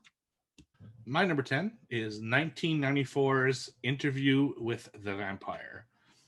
This stars Brad Pitt, Tom Cruise, and Kirsten Dunst, with Antonio Banderas and Christian Slater and a bunch of other people. I think it's one of the best vampire movies that they've ever made. I like the way that they tackle the vampire genre, kind of explaining the rules of their vampire world and kind of making fun of previous vampire movies. Like, some things are like ridiculous, like garlic or whatever, stuff like that we're like, no, that's stupid. Vampires don't have to eat garlic. And it's just, I really enjoyed kind of learning about that world.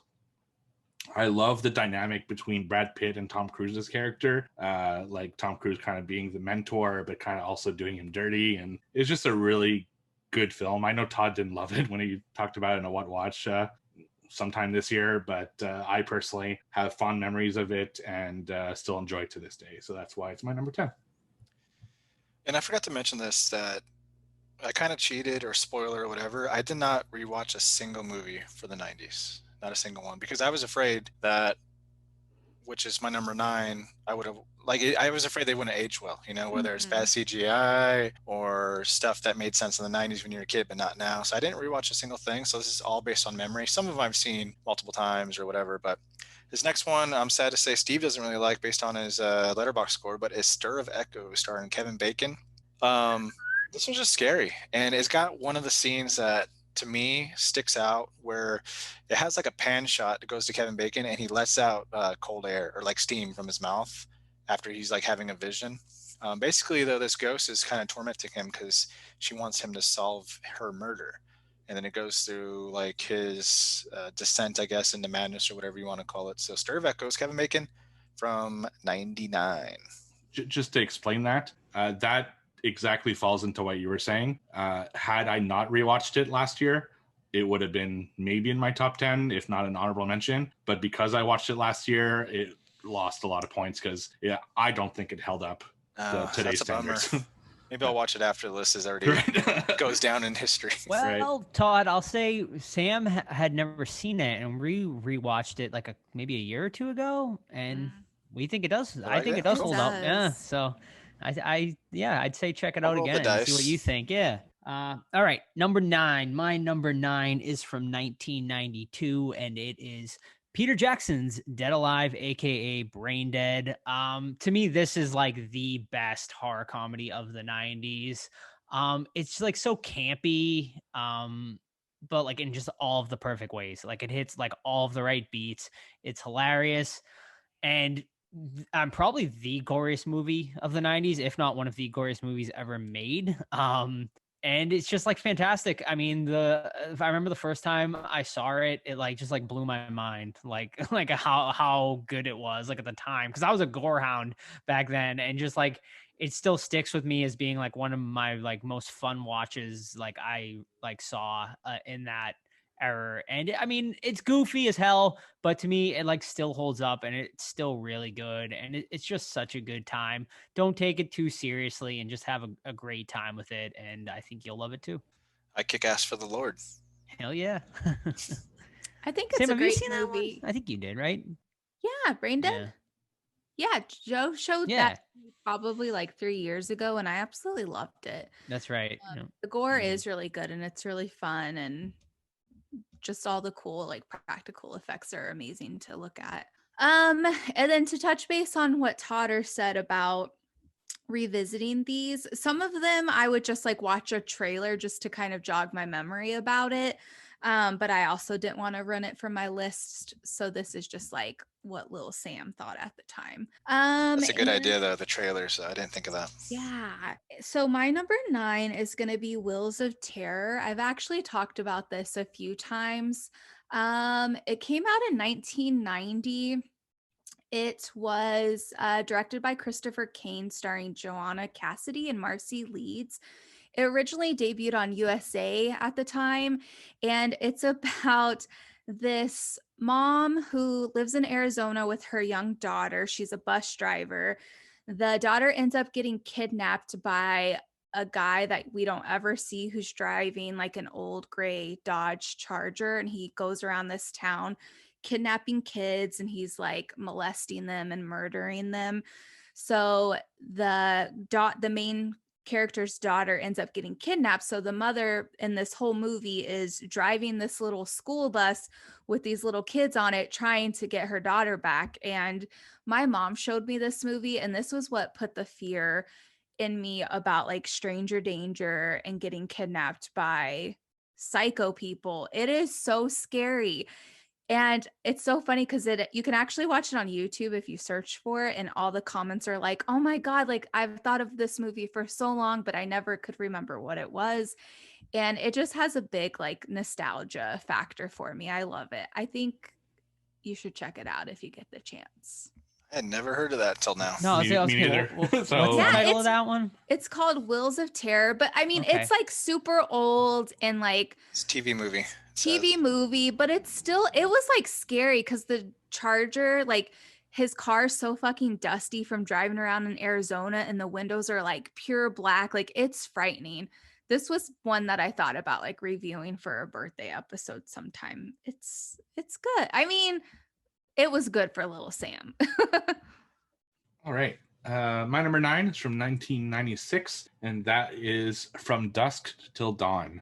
This is Robert Rodriguez, screenplay by Quentin Tarantino, starring George Clooney and Quentin Tarantino, and a bunch of others, Tom Savini, Danny Trejo, Salma Hayek. This is really a tale of two movies. There's a Tarantino portion, which is like the first third of the movie, and then there's a Robert Rodriguez portion, which was like the last 2/3. Half vampire movie, half kind of, just disgusting killer movie with George Clooney. I just really love this movie. I think it holds up to this day. It's gory as hell, but it's also kind of goofy with some of the stuff that they have with the vampires. I just love the setting. The dialogue is hilarious. The acting, I think, is fun. I love, and I really kick myself for this. I should have bought the damn dick gun. It was only $5,000 at an auction recently, and it was probably the lowest, like, iconic horror prop that went in that thing. And had I known it would have been so low, I would have considered buying it because it's such an iconic piece of like horror. But yeah, so the movie itself, though, I think it's a fun movie. I've watched it a few times. I watched it not too long ago, and I still love it to death. It's fucking crazy, and I kind of wish we got to see the Gecko brothers a little bit more like in their element because of how just nuts they were. I almost feel they could have been part of like the Devil's Rejects, you know, that's how like fucking crazy they were. But they go to the vampire stuff pretty quickly, but still fun and definitely I think worthy of inclusion on my list. All right. My number 8 is something we reviewed, The Sixth Sense by M. Night Shyamalan, 1999. I mean, we covered it on the show, so you guys know the plot, you know, but Bruce Willis is great in it. Haley Joel Osment's awesome. Donnie Wahlberg is great in the beginning. The reason it's not higher on my list, though, and I understand that it's like iconic, one of the best movies of the 90s, it didn't latch on to me when it first came out, you know, like it was spoiled for me instantly. I knew he was dead, so I couldn't enjoy that piece of it. So I never got to experience like the twist. But that being said, it was still a great movie and it was awesome revisiting and it still holds up, which I was happy for when we reviewed it. So Sixth Sense. Alrighty. My number 8 is from 1992 and don't say his name. Candyman. I mean, what can you say? I mean, it's one of the most iconic movies of the entire 90s with one of the most iconic characters to come out of the 90s. Tony Todd as Candyman is quite terrifying. But for me, it's more of the score. Like the score in that movie is so haunting and so good. And the Cabrini Green Projects is like its own character in that movie. And they actually shot it at the Cabrini Green Projects, which was like really like, I mean, it's so good. Like that whole movie is so good. Virginia Madsen is fantastic in it as well. And I mean, just, you know, that hook is just now, you know, another one, Steve, that was in that auction that ended up going for way more than they expected it to. Cause like I was looking at it and I was like, oh, well, I guess I'm not buying that anymore. But, yeah, I mean, definitely one of the most iconic, you know, you see that hook, you know what it's from now. And that's why it's number 8 on my list. These are going really fast. It's giving me anxiety. Okay. So my number 8 is The Rage, Carrie 2. This came out in 1999. I feel like this film is kind of underrated or maybe just underappreciated, if I could say that. So this is based off of the Stephen King novel, and it's the second film in the Carrie franchise. And pretty much the character Rachel Lang, she's placed in foster care, and then she is adopted out and misdiagnosed with schizophrenia, but she really has oh my God, I cannot talk. What's it called? Telekinesis? Did I say that right? Telekinesis. Oh my God, telekinesis. So she had telekinesis and she ends up losing her friend who committed suicide, who we find out was rejected by the star football player. And he also exploited her for sex. It's so good. I love this movie so much. I feel like the kills are fun. It's just super dark, very 90s. I also love that it has like a lot of the kind of like the 90s boys that were very popular at the time, like Zachary Ty Bryan from Home Improvement. It's just very like high school. Like you have the fucking popular kids, the bitchy ass girls, the fucking stupid jocks, and poor Carrie's just trying to like, well, Rachel Lang is just trying to find her way through life. So it's pretty good. Yeah, that one's is underrated, Sam. I really like that one too. You're actually the only person to have it on anyone's list, which is kind of surprising because it is a pretty good one. I actually completely forgot about it. Like I like that, but yeah, I mean honestly that was one that maybe would have made like an honorable mention. Yeah. On my list. It is a really good one. I definitely implore more people to check it out. Does it have a scene where they record her having sex? Yeah, Yes. that's like one of my That's what I remember. favorite scenes of where they show the footage on like all of those TVs or like a big TV. And then also when everyone gets knocked into the pool and she like starts killing them. It's just like a massacre. I love it. Yeah, it's pretty cool. It's Carrie's daughter, right? Is that like Yeah, what it's it her is? daughter. Yeah. My number 8 is from 1999, and when I sent Joe my list, I didn't even have it on my list. It's today that I kind of swapped out another movie and put it on, and that is the Blair Witch Project. The Blair Witch Project, and the reason I was kind of fighting back and forth whether to include it on my list or not is that when it's good, it's like amazing. But there's a big chunk of that movie where they're just yelling at each other looking for the map. And compared to all the other movies on the list, like that, there's a big chunk of it that I don't like about this movie. And that's why I was kind of like not sure if I should include it or not. But overall, the impact of this movie and just how creepy it is, and one of the best like sticking of the landing like ever in film. I think this movie is amazing, and I still watch it and I still get freaked out, and I love it for that. I always think about this movie when I go camping. So it's just one that stuck with me since 1999, and that's why I decided ultimately to include it in my list. All right, number 7, From Dusk Till Dawn. Robert Rodriguez directed, Quentin Tarantino written. Like Steve said already, you got George Clooney, Quentin Tarantino, Danny Trejo. Good cast, great cast, super fun movie. And I agree with you too. Like, I like the non-horror stuff a lot. Like, it feels like Pulp Fiction or Reservoir Dogs or whatever it is, and you kind of want to like, I want more of that. Like, Quentin kind of gets bumped off a little too early, but he gets to see Salma Hayek, who is 90s babe, one of the top 5 90s babes easily, especially from her scene. But the vampires are great, the violence is good, George Clooney is awesome as one of the Gecko brothers, and just an all-around super fun movie with a lot of good violence in it. Yeah, great pick. My number, it's so good that my number 7 is also From Dusk Till Dawn from 1996. I was waiting for someone to get the same pick. Yeah. I mean, all the things Todd and Steve have said. The intro to that movie, I think, is one of the coolest intros, like for a movie out of the 90s too. Like, I love that opening scene with the sheriff and them robbing the gas station. It's just so cool. And man, once like the vampires come, like once those vampires kick in, that movie just goes balls to the wall, never lets up. Harvey Keitel's performance is so fucking good in it. And I mean, it's like, to me, it's almost like, it's like flawless almost in a lot of, to me, it's like one of the best vampire movies ever.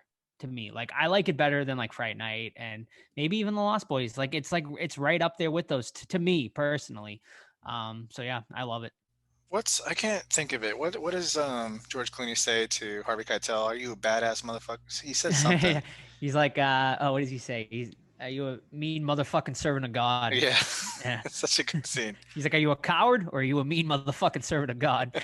Yeah, it's so awesome. And then they got, oh man, it's like so many, and then they have the fucking like chains. What is it? It's like that thing they put the stake on it. It's like and it's like fucking they just kill the vampires. It's so cool. And then Harvey Keitel is like so badass where he makes the cross with the shotgun and is like shooting there's so much cool shit in that movie. It's so awesome. And then like there's so many good like side characters too, like the band fucking playing body parts. Then they explode for no reason. Yeah. And then you get Danny Trejo as the bartender is great. And Tom Savini, I forgot about Tom Savini, yeah, with the dick yeah, gun. and Savini as Sex Machine. We should maybe review this one day. Like, there's a lot to talk about. Yeah. I like part 3 too. I've said this a few times. Part 3 is really good. I've yet to check out any of the sequels, Todd. So I definitely have to jump on them. Well, my number 7 is also, no, it's not. It was going to be, but I knew that Steve, Todd, and Joe would show it love. But I will say that movie is so beautiful to watch. Like, just the cinematography, it's so glowy and orange and red and just fiery. And I remember being a kid when I saw like some of it. I had to rewatch it when I was an adult because I didn't remember much of it. But that whole Salma Hayek scene, I was like, oh, I can't wait to become a woman to look like that. And like, that never happened. So if you want to feel bad about yourself, just scroll through any horror group and that photo gets posted like 50 times every 5 hours. So anyways, my number 7, if my computer dies, you can just jump without me. So my number 7, has anyone said The Faculty or like given an honorable mention? No. Oh, well, what a shame. So The Faculty came out in 1998, directed by Robert Rodriguez. So I love this one so much because it stars so many like teen celebrities. Like that was my whole thing, as I said before. It has Jordana Brewster. It has Josh Hartnett, which is such a babe. Like my heart is throbbing right now just thinking of him. It also stars Usher, Jon Stewart, and Elijah Wood. It's about a bunch of kids in high school. They all belong in different cliques. You have like a popular, a jock, like a goth girl, kind of the bad druggy kid.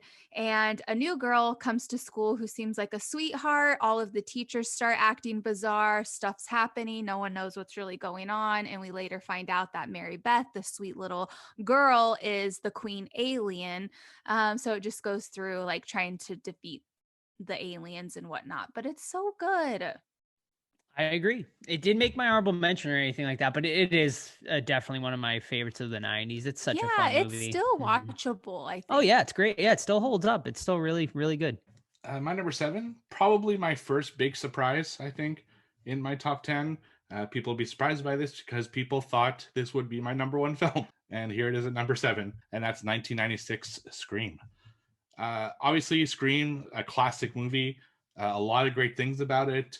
But when I rewatched it because I did another podcast earlier this year where we reviewed the 4 of them, the Don't Be Crazy podcast. And even though I super love it and it's super iconic, it like got knocked off a few points for me. Just, I don't know, maybe it's become predictable or cliche because now we've seen this a lot, even though at the time we didn't see that a lot. And I just didn't find myself having as much fun as I did originally watching it, I guess I could say.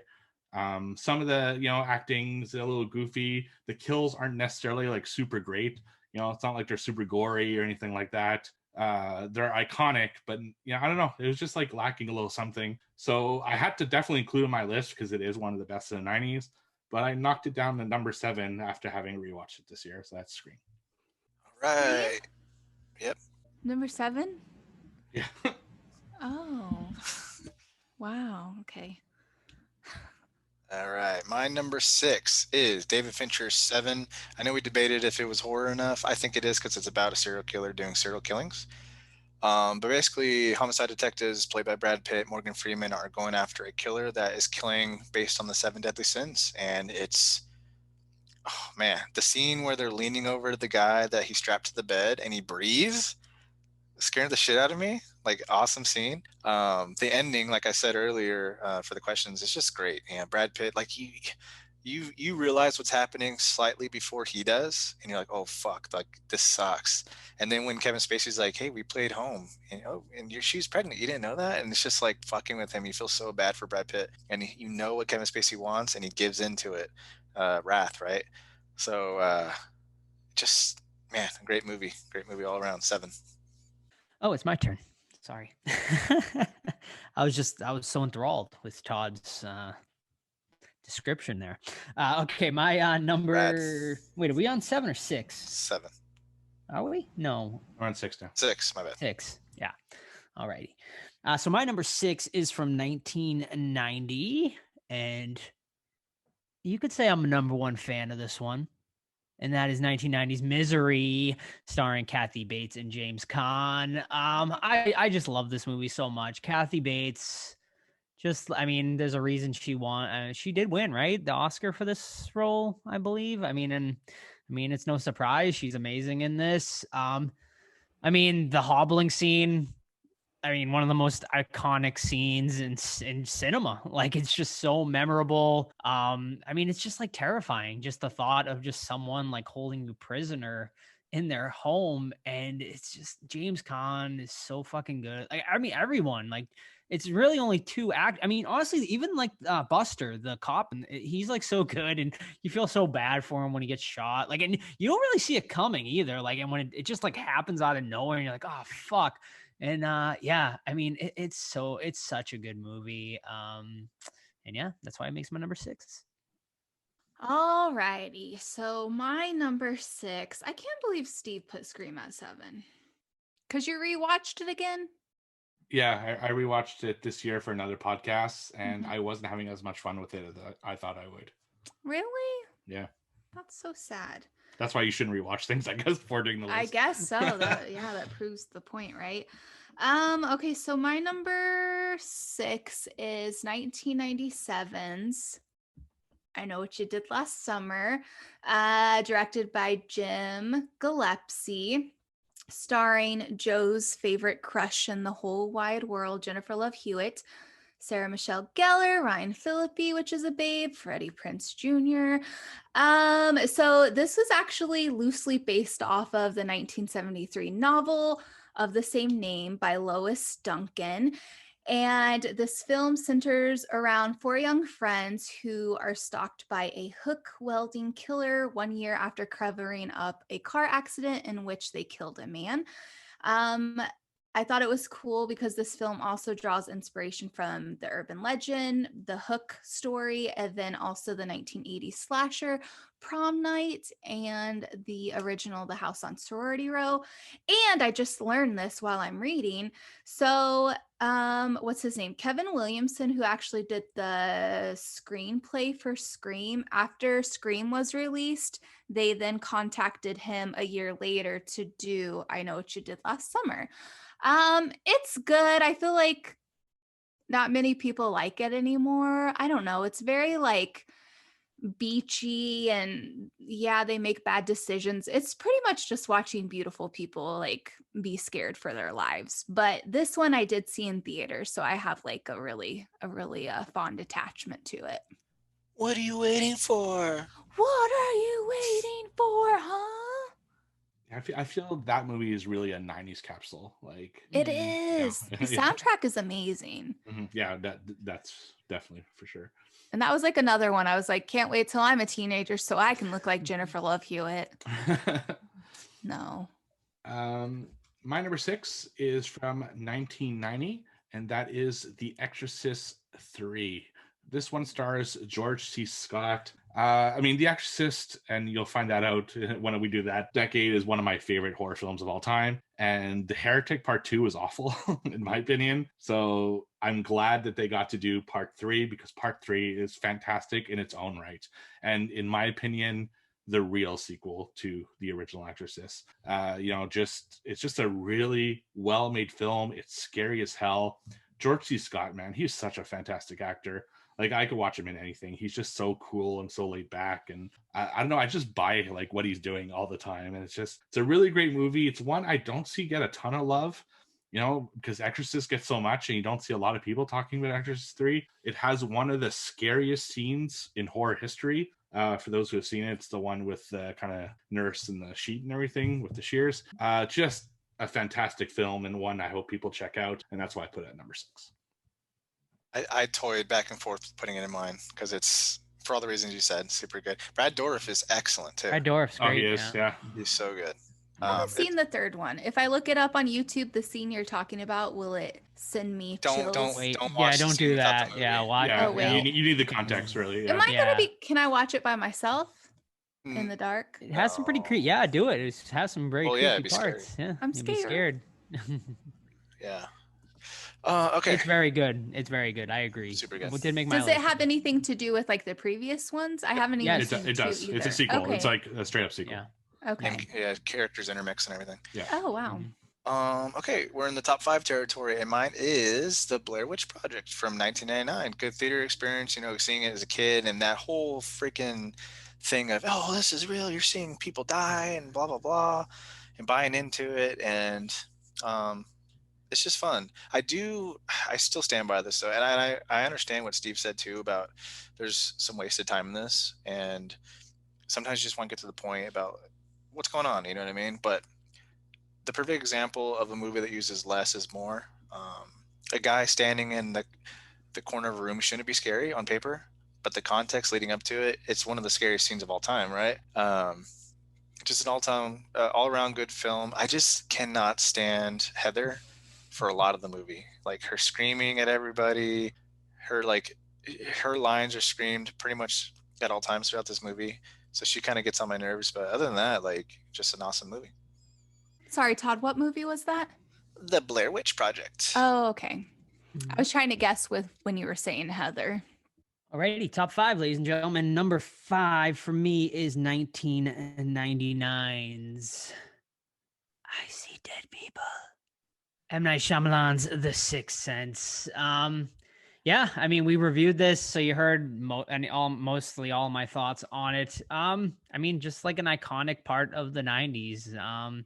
Haley Joel Osment, just like you put another kid actor in that role, that movie's probably not as good, but he really does make that movie. And Bruce Willis is great. And I mean, put what's her face, Toni Collette, in like any movie, and it's gonna be pretty much guaranteed to be good. Just great stuff all around, and a movie that will definitely scare you. I'm scared just thinking about it. Okay, it is with a heavy heart that my number 5 is.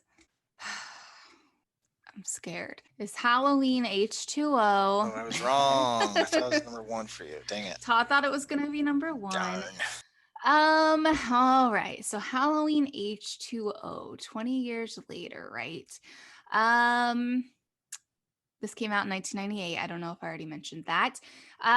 So this is directed by Steve Miner, starring the lovely Jamie Lee Curtis. It also has Michelle Williams and my hubby, Josh Hartnett. It's the 7th installment in the Halloween franchise. So pretty much Jamie Lee is back as Laurie Strode, but she has faked her death to where her brother Michael Myers cannot find her.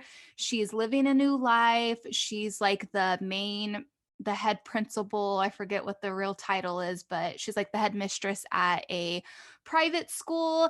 And Michael somehow finds the file and he realizes that she's alive. So he goes on a killing spree. And also you have LL Cool J. I just remembered that. I loved this one so much. I think I probably loved it a lot because it had Josh Hartnett and Joseph Gordon-Levitt in it. And it's just scary. Like when Michael Myers hangs down from that fucking pipe in the hallway. Like, how does he have the strength? Can I get some of that? And then especially at the very end where he's hit by like the car and stuck between the car and the tree, and he's like reaching out to poor Lori, and you don't know if she's gonna like forgive him and try to mend their relationship, but she doesn't, and it's a good one. Perfect ending for that too. Perfect ending. Yeah. Cut his head off. Awesome. Should have stayed that way. In our heads, it can. Yeah. In the con Sam and I are supposed to be going to in a couple weeks, that Michael Myers is actually going to be there. Never had the chance to meet him, Chris Durand. That's cool. So maybe you'll have a chance, Sam. Very cool. All right. My number 5 is from 1992, and that is Army of Darkness. Obviously, this is kind of like Evil Dead 3, starring Bruce Campbell as Ash Williams. And this one, he gets transported back in time to the medieval era, and just a bunch of really fun stuff happens. The set's a little cheesy, like it's obviously a set, and the costumes aren't great. The effects aren't the best, but I love it to death. The charm that this movie exudes is just so fun and so great, and the dialogue is very memorable, and I think this is Bruce Campbell at his best. Just really carries this film and has a lot of fun with it, and you can tell. And I just absolutely love everything about it. The stop motion animation for the skeletons and the effects and the little ashes, and it's just such a goofy fun movie, and one that I can watch over and over again. It's one of those movies that's like a comfort movie for me. So definitely had to be included on my list at number 5. You found me beautiful once. Someone's got to complete the quote. No? Okay. Well, we'll move on. Baby. That was a trivia too at some point. Got real ugly. Yeah. All right. Number 4 is one that I think a lot of people like, but doesn't get a lot of love. Cube, 1997. It's a Canadian film, I believe. And it starts out with a bunch of characters. They just wake up in like a cube, basically, that's lit different colors sometimes. And you can go either side, up or down, and it opens a hatch and it goes into another cube, and so on and so on and so on. Never ending, and some rooms are trapped. Some they find dead bodies in, things like that. And it's just trying to figure out who they are, why they're in there, and how to get out. And it's just a cool mystery. It is low budget though, so the acting is a little spotty sometimes, but the overall story and the overall execution I think is great. So Cube 97 is my number 4. I'm gonna have to watch it, Todd. All right, number 4, 1991's The Silence of the Lambs. Meh. Oh. Thank you. Yes, that was my lamb. She a great big fat lady. Speaking of which, That was was she a the great big sperm fat on person? the back of her. Speaking of lambs, really quick, A24 has got a movie coming out about half human, half lamb hybrid. That it's just I cannot wait to watch that. What Wow. the fuck? Like I watched the trailer and I was just like, "What the hell is this? I have to watch it." Yes, it looks amazing. You know what I'm worried for? There's going to be so many people who are going to want a part lamb, part human baby. I guess they're gonna start fucking lambs. Yes. Yeah. Oh gosh. So they better not. I'll call animal control on them. But anyway, all right. So 1991's Silence of the Lambs. What can you really say about it? The movie was like the first horror movie to ever win Best Picture for an Oscar. Anthony Hopkins is in the movie for like 12 minutes and steals the show. Just an amazing performance. And you got, honestly, like Buffalo Bill, who's like just an amazing character, who's kind of like overshadowed by Anthony Hopkins' performance. Like if Anthony Hopkins isn't in this movie is still awesome with just Buffalo Bill's terrifying portrayal. So there's just like so many memorable performances in it, and it's just, iconic, just an iconic horror movie, and yeah, love it. Number 4. Has there ever been like a spin-off or anything with him, or did he die in the movie? Because I honestly don't remember. He dies at the end. They should have done like a prequel. They still could, I guess. Or maybe like the normal and then His- done Silence of the Lambs. Yeah, Not the a majority prequel, of his, the majority of his story is told throughout the movie. But I guess you could like He do was like when you're frightening younger though. or I was something. more Oh, scared yeah, he's of great. him than I was Hannibal. Yeah. Goodbye horses. It's a great song. Yeah, that's a movie with 3 like fantastic performances, which Yeah. is rare. Mm-hmm. Yeah, Yep. Hmm. good stuff. Yeah, the dog did a great job. I agree. Did he Todd. get Did he get Don't nominated? you hurt her. He should. I wonder if he got nominated for like best supporting actor. He should have. If he didn't, I don't think so. He showed snubbed.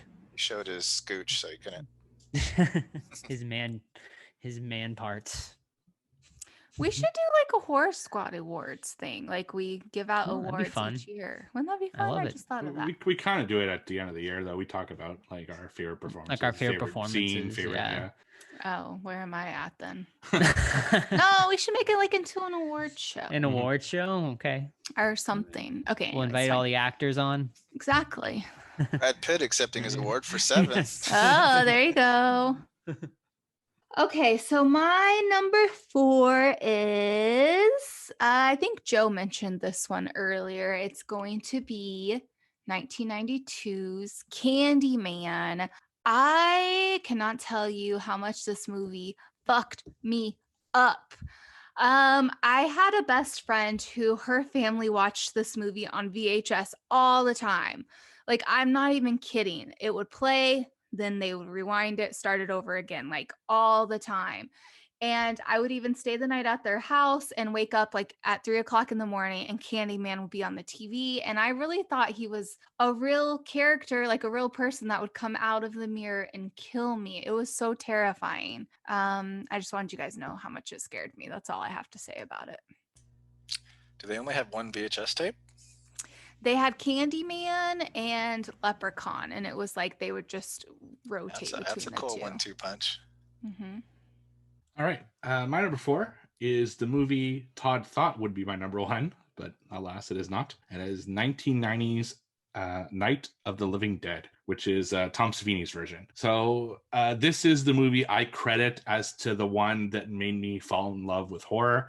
It scared the living shit out of me when I was a kid. It looked like my grandparents' house, and they also had a cemetery nearby, and I was so terrified that the zombies would kill me when I went to their house. So the movie just terrified me, but that like essentially turned me into a horror fan because I was like interested, and I watched it again, and I couldn't find a copy of it anywhere. So I actually recorded it off television in French because that was the only version I could have. So for a long time, I had the TV version in French, and it's only in the mid to late 90s, I actually found a VHS copy and was able to watch it in English from then on. So very special movie to me. I love it. I think it's better in a lot of ways than the original. Of course, the original is more of a classic and more important to film, but I think it took what George Romero did and just improved it in every way. I mean, George Romero was involved in this one as well, so it's not like it was against his wishes or anything like that. I just adore the hell out of it, and but it's not like a great film. It's just one that's special to me, so that's why it's high on the list, but not in my top 3. And the unrated cut somewhere. I Someday- hope we. someday Oh we'll God, get it. I'd love to see that one day. Yeah, Because he said he shot it all, and it's just not there. Oh my God, that'd be amazing. yeah. There are pictures, but it'd be cool to see the footage. All right, top 3 territory. My number 3 is Wes Craven's Scream. Man, I just have so many fond memories of watching this on VHS tape that was recorded, like I said earlier, all grainy, and Dewey is so lovable. Jamie Kennedy is so lovable in that. Nev Campbell's a babe. Oh shoot, what's her name? She gets caught in the garage door. Anyway, she's a hottie too. Rose I can't remember McGowan. her name. Rose McGowan, there you go. go.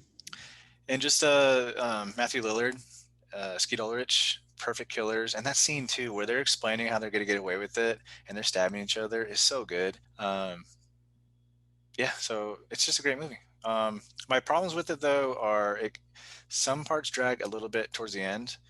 And then some of the references are kind of like a little bit too tongue-in-cheek. I think at one point someone calls them like it's a Fred Romero movie or some shit like that.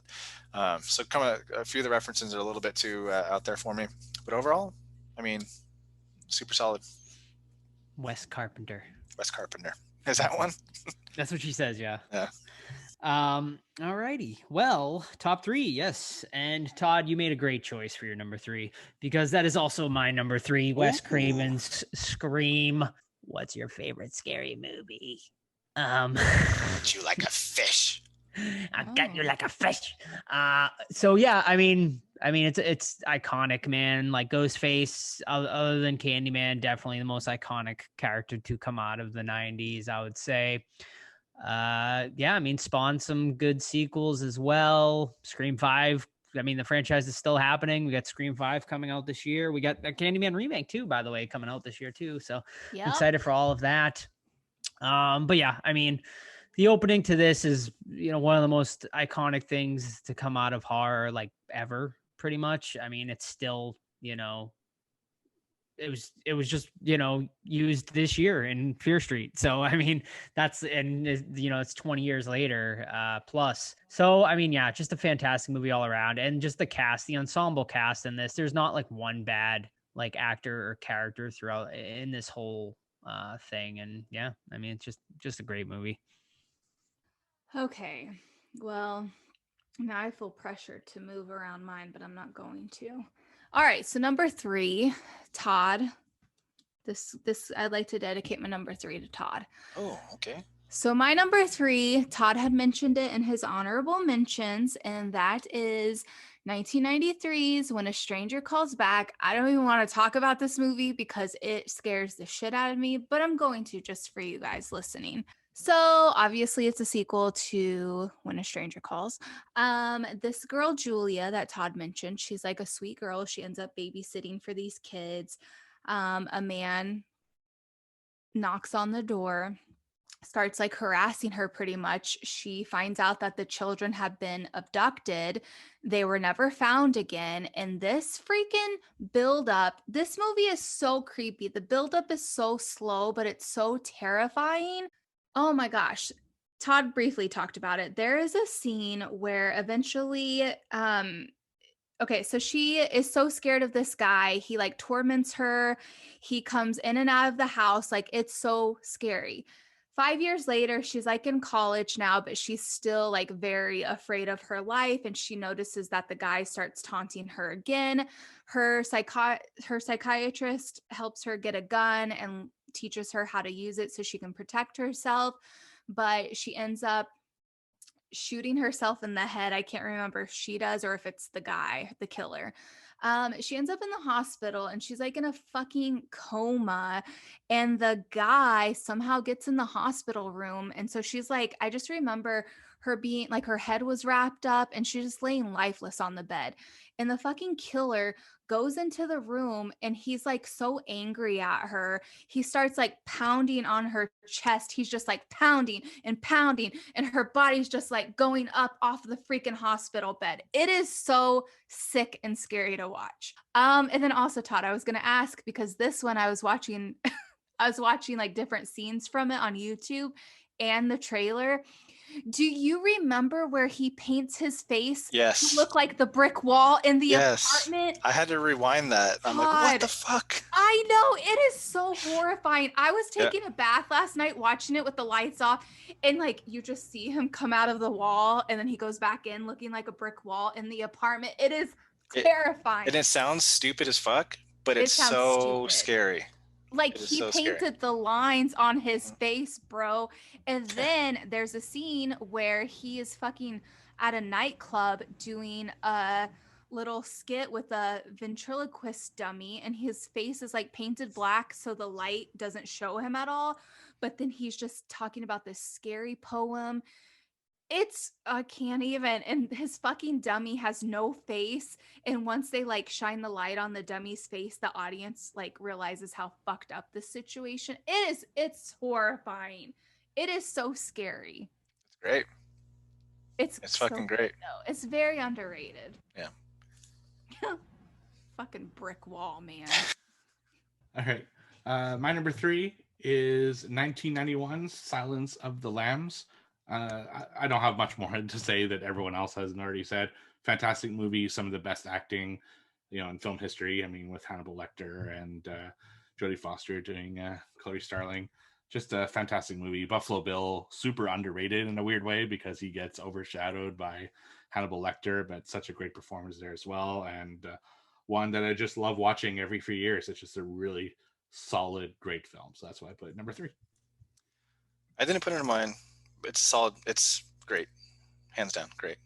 But I thought a little less horror when 7 was a little bit more, so I put that one in there. But number 2 is Night of the Living Dead, Tom Savini's, for all the reasons already stated. I'm a zombie guy, and this is one of the rare ones where it takes what is awesome about the original, respects the original, and then improves upon it. There is some goofy fucking acting though in this one. Like, so there's some bad characters. So that kind of takes it down a little bit, but the zombies are great. The story plays out pretty much the same as the original, but then it improves on stuff that was goofy.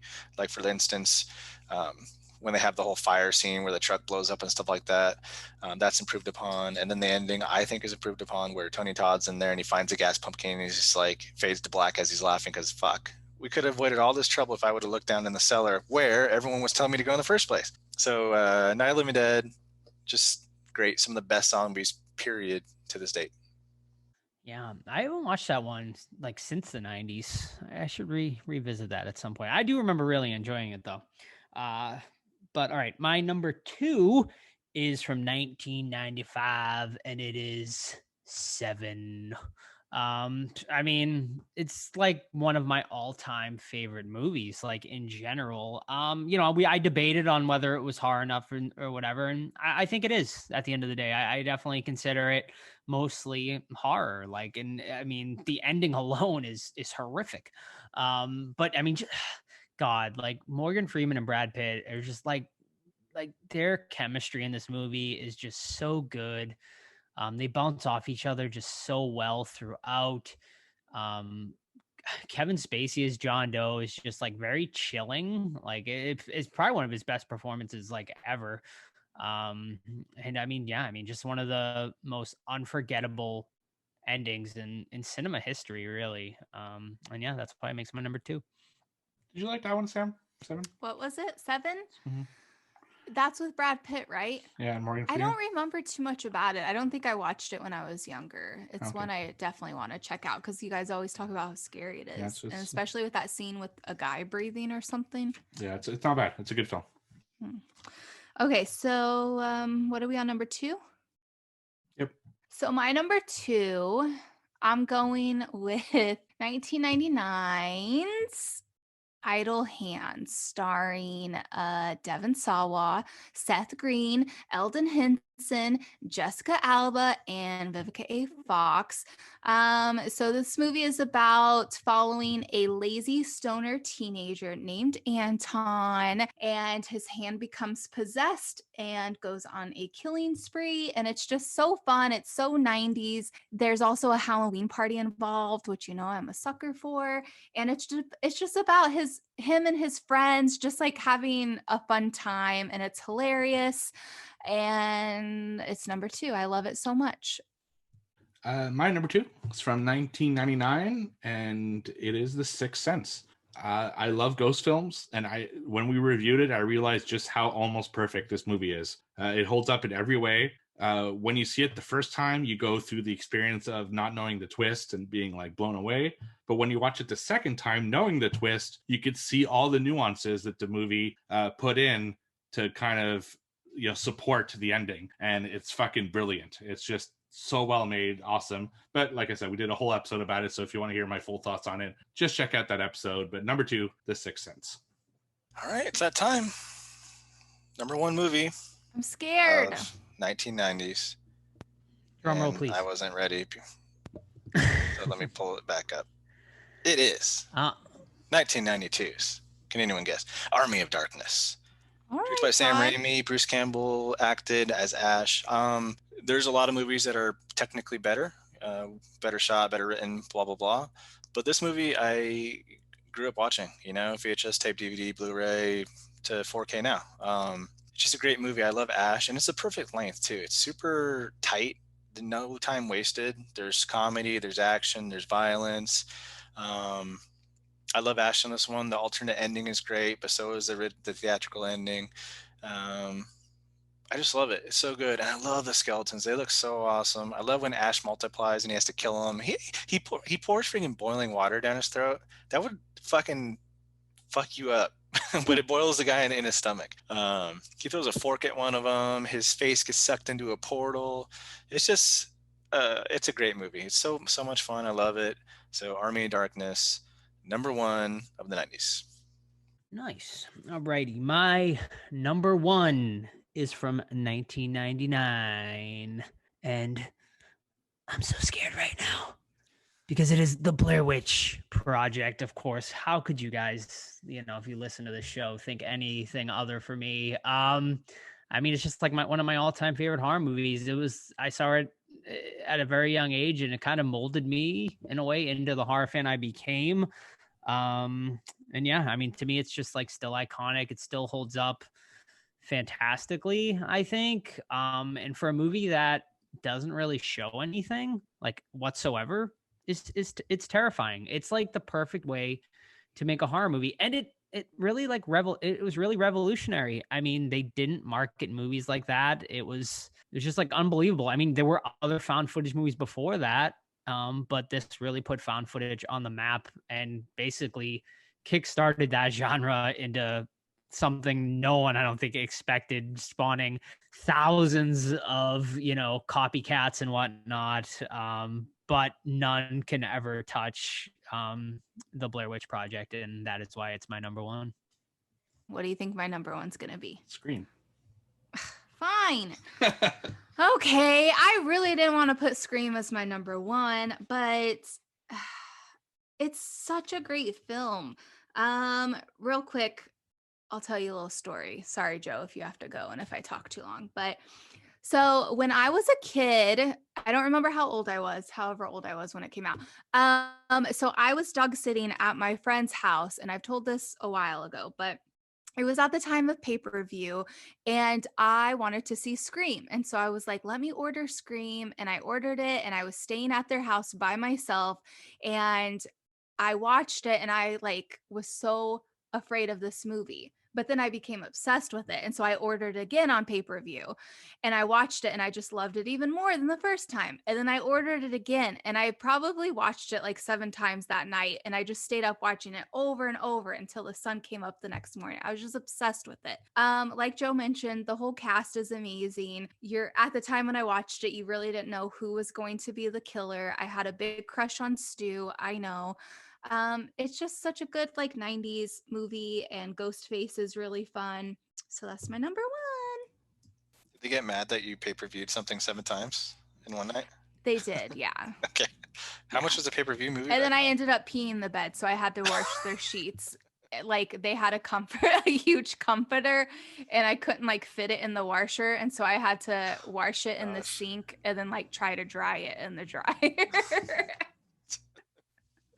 Good times. All right.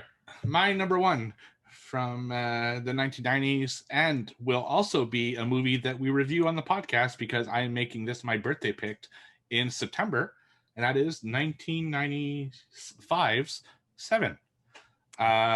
We talked about Seven a lot over the podcast. Is it horror? Is it not? I think it is, and I think 3 of us have it on our list, so we all obviously think it is. But I think it's one that is really worth talking about because there's a lot going on in Seven, and like The Sixth Sense, it's like a perfect, like one of those movies that once you know the ending and you know his plan, you can go back and like watch his plan kind of come to fruition. And it's one that I think would make for a very fun discussion.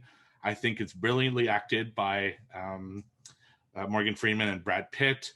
It's a David Fincher film, and I love David Fincher, especially at this time when he did this and Fight Club pretty much back to back. So I think it would make for definitely a good review, and that's why I'm picking it as my birthday pick for the year, and also why I think it's the best film in the 90s. And I'm not going to say too much more because we're going to do a whole episode about it, but this was an easy number one pick for me, honestly. The only thing that would compete against it if I'd chosen to put on the list was Jurassic Park, but because I didn't, Seven was an easy pick for me, and that's my clear choice. All right, great list, everyone. So are we ready to get into the ultimate list? Yes, I'm excited. Yes. I'm very curious what people are going to do this year. Like, I don't know, because I got a few lists, through my email, and just seeing that, I'm like, it made me reconsider my list, because it's a little bit interesting. I'm really curious to see what people say. I'm excited too. And then after, I wonder like if I can tell people's age and like when they were born, and like if it's more, if they're not a 90s or 80s baby, and like how they view the 90s. So all right. Well, yeah, I mean, let's just get right into it. For those of you who have never listened to any of our older episodes, we do, of course, we did each of our individual top 10 lists, and now we do an ultimate list. And how we compile that is all of us ask fellow podcasters or friends or basically anybody. And this year, a lot of it came from over on our Discord. A lot of our Discord and listeners of the show sent their lists in as well. So what we do is everyone sends in their lists, and I basically do a point system. So a first place movie gets 20 points, and so on and so forth, all the way down to the 10th movie getting 2 points. So, and then I write all of the movies down, and each movie gets the amount of points based on that. And yeah, whoever has the most points, is your first place movie, and so on and so forth. So let's get right into it. So the ultimate list. Wait. Yes. Sorry. Okay, so Joe, as you were getting the list and like tallying up everything, what was your reaction? Like, were you like surprised? No, I was overall, like, I really wasn't extremely surprised. There's like a couple of little surprises here and there, but overall, I think it was pretty much what I was expecting. I will say the top like 4 were runaways pretty much. And then from 5 down was fairly close.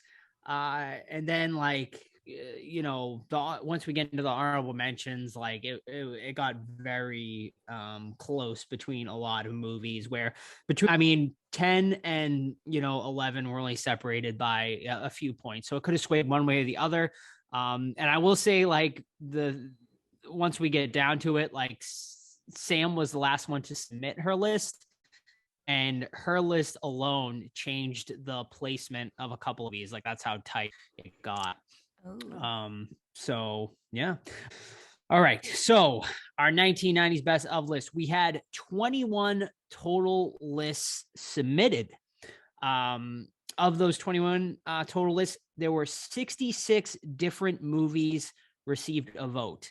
So in comparison, our last episode, which was the best of the 2000s, we had 74 different movies receive a vote. So, fairly close. But this one, less movies did get votes on this one.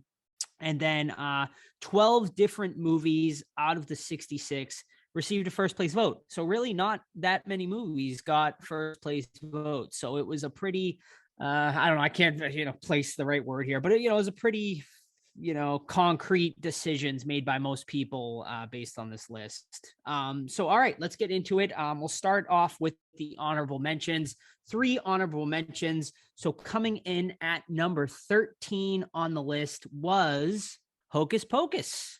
Hocus Pocus was on 4 of the 21 lists, peaking at a 1 first place vote and received 48 points in total. So, yeah, I know. I think Sam or Steve, it was on one of your lists, right? It was on my list when I sent it to you, but I removed it when I did the episode because I changed my mind. And I think the thing with Hocus Pocus is some people maybe excluded it because they don't consider it horror enough. Mm-hmm. And it just ultimately, when I thought about it after sending the list, I'm like, you know what? It's good. Like, I love it. If it was on my favorites list, it would be really high. But I just don't think it's like a great movie because there's a lot of issues with it. So that's why I took it off. But it was originally in my list. I was thinking about putting it on my list as well. Well, even honorable mention too. But then I was like, I felt like if I put that, then I would have to put Nightmare Before Christmas. And then I was also, I'll include Casper. But I was really trying to keep it like no like kid movies, I guess, even though it's still one of my favorites. Mm-hmm. All right. So coming in at number 12 on our was Dead Alive, aka Brain Dead. Dead Alive was on 6 of the 21 ballots, getting 52 points and peaking with 1 first place vote. It was number 9 on my list. I think I was the only one out of the 4 of us that did have it on the list. And yeah, a great movie. So, all right, last honorable mention at number 11, Stir of Echoes. Stir of Echoes was on 6 of the 21 lists, receiving 56 points total, and peaking with 1 fourth place vote. So, yeah. So that is our honorable mentions. And yeah, any thoughts before we get into our ultimate top 10? It sounded a lot like our honorable mentions. It did. I had Hocus Pocus. Was it you that had Stir of Echoes? I think it was did, you, right? yeah. Mm-hmm. So it's very like similar to kind of us not making lists. So I'm also curious, but we'll talk about later which ones almost made honorable mentions. I got. We could do the full list. There's first. A lot. I have like everything, even like some ones that I'm kind of surprised didn't receive more, I guess, votes based on it. So, all right, so let's get into it here. Our ultimate top 10 of the 1990s. Coming in at number 10, Army of Darkness. Army of Darkness was on 5 of the 21 lists, receiving 64 points and peaking at 1 first place vote, which I believe was our very own Todd. Yeah. See, that's one I think that falls into, is it horror? So maybe some people didn't include it because of that. So I'm surprised it's low, but not at the same time because of that. So, it's a great movie. Love it. Yeah, definitely. Here's one coming in at number 9 that I'm kind of surprised it was this low. I thought it would be a little higher on the list, but coming in at number 9 is The Sixth Sense. The Sixth Sense was on 8 of the 21 lists, receiving 66 points and peaking with 1 second place vote. Going to number 8, because we actually did have a tie between 8 and 9. Both movies did receive 66 points, but I put this movie number 8, which is Sleepy Hollow, which was on 5 of the 21 lists. The reason I put it at 8 is because it peaked with a first place vote which The Sixth Sense did not. So this to me was kind of the big surprise, I guess, of the list. I was surprised it did make the ultimate top 10. I mean, I really do enjoy the movie, and it was very close to making my top 10, but I was surprised it, you know, it was only on 5 of the 21 ballots, but all of the votes it did get was pretty high on people's lists already. It's a good one for sure. And I mean, we reviewed it, so we could, anyone who wants to hear our thoughts on it, right, you could check out that episode. But yeah, I'm also surprised it made the top 10, to be honest. It's great, but I don't know. I guess I didn't think of it when I made my list. So yeah, right. All right. Well, so coming up here, after this, we have a pretty good jump. So coming in at number 7 is From Dusk Till Dawn, which received 86 points, which is a 20-point jump over our last movie. From Dusk Till Dawn was on 8 of the 21 lists and peaked with 1 second place vote. And I believe it was on all of our lists besides Sam's, if I'm not mistaken. So I actually wanted to put it, if it would have been included on my top 10, it would have been number 7. Okay. So sorry, guys. Could have given it a few more points. Yeah. All right. Coming in at number 6, The Blair Witch Project.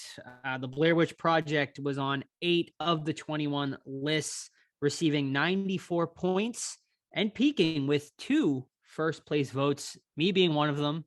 And I think Todd was the only other one of us to put it on our list. Right? I had it on my list. Did you have it on yours as well? So, okay. Actually, no. So in the list I sent you, I didn't. But when I Okay. actually did the list, I did, because All I right. changed my mind. But Blair Witch is an interesting one because it's one of those that people either love or hate. Like there's not a lot of middle Right. with the Blair Witch. So I'm happy to see on the list, but I'm not surprised it's like this low because of that kind of. Yeah, I am as well. Yeah. Sam is the only hater not putting it on our list. What movie was it? Sorry, I missed it. The Blair Witch Project. Oh yeah. I wanted to put it on my list because I remember renting it from Blockbuster, and it like scared the shit out of me. And I'd rent it all the time, but I was like, it'll get enough love that I don't need to. Okay. Did you think it was real when you rented it? Do you remember? I did think it was real, yeah, or like based on a true story. Yeah. Yeah. Did you guys think it was real? I did. I saw it in theaters when I people did. still believed it was real. Oh, wow. So it was, Mhm. and that definitely made it interesting. But Yeah. Mhm. Yeah, it's Yeah. really scary. Alrighty, so let's do it. Our top 5 of the 90s. Coming in at number 5 is Seven. Seven was on 7 of the 21 lists, receiving 100 points and peaking with 2 first place votes, Steve being one of them. yeah, and I think this is another one that had people like thought of it as a horror film, it would have been higher. But I think a lot of people don't think it's a horror film, and that's part of the reason why I want us to review it on my birthday episode. Yeah. A, to determine once and for all, do we consider it horror? B, I think it's a super great film. Like obviously I put my number 1, and there's a lot to talk about. Like there's a lot of nuances in that movie. So I'm super psyched about doing it, and I'm happy to see it top 5. I'm not surprised it's higher because of that. I don't think, I think the people see, I've never heard someone say Seven sucks. You know, it's Right. one of those movies that people really love. So Mhm. yeah, it's great. All right. Yeah, I'm excited. I'm excited to. It's been a few years since I've seen it. I'm excited because I don't think Sam has really like sat down and like watched it like fully, like, or she doesn't remember a lot about it. So I'm excited really for her to watch it and I'm hear her thoughts on it. excited to watch it too. Well, when Steve announced that it was going to be his birthday pick, I was like jumping in my seat. Yeah, true story. Yeah. Alrighty. So let's get into our top 4. This is where the big jump happens here. So Seven received 100 points, our number 5 movie, and our number 4 movie received 148 points. So we have a 48-point jump here. So quite a significant one. And coming in at number 4 is Misery. Misery was on 11 of the 21 ballots, so more than half, receiving the 148 points and peaking with 3 first place votes.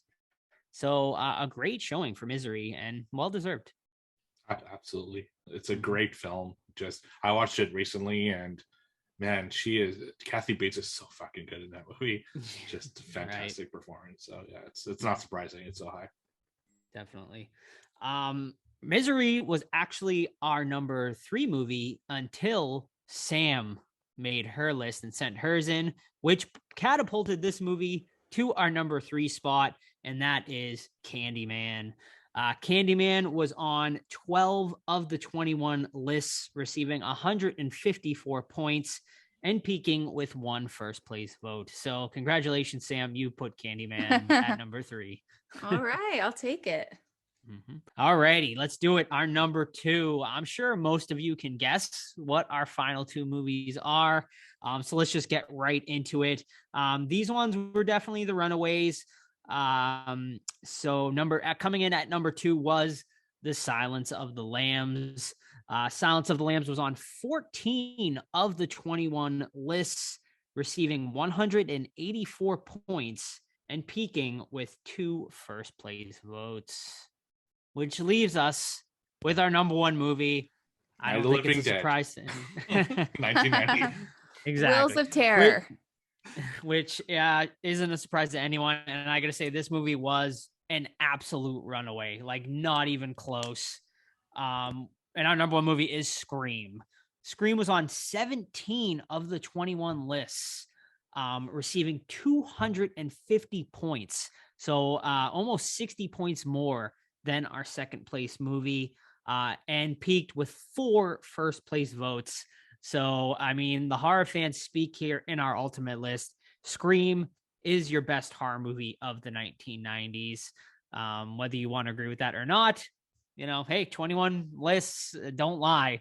Yeah, I mean, I think it's like a great time capsule of the 90s and probably the most iconic one, and the one people do seem to levitate towards the most. So yeah, I don't know. What are you guys' thoughts on the entire list in general and on Scream being our number 1? No real surprises for me. Right. I think I had most of those on my list, probably like 7 of them. So yep. I guess a lot of us are pretty similar as in terms of what we like. And I don't think there's going to be a movie in any of our decade lists that's going to be as big of a runaway as Scream. Like, I don't think the 80s, 70s, 60s will have that one film that will like stand above them all. So it's well deserved. It's a great film for sure, and very important to history of horror. So okay, but no one put Idle Hands on their list. Yeah, they did. My wife did for sure. So yeah, Idle Hands. That's what I'm talking about. Let me go back. I can tell you exactly how many lists Idle Hands were on if you give me a second here. Usually I can get it pretty quick. Okay, so Idle Hands was on 2 lists total, receiving a second place vote and a 4th place vote. It was on your list, right, Sam? Yeah, it was my number 2. Yours, right? So your you number and my 2, wife. so there you go. Yeah. Yeah. Exactly. We'll have to watch it ourselves. Right. So in comparison, from our last best of the decade list when we did the 2000s, Saw was our number 1 movie and was on 16 of the 22 lists, getting 230 points.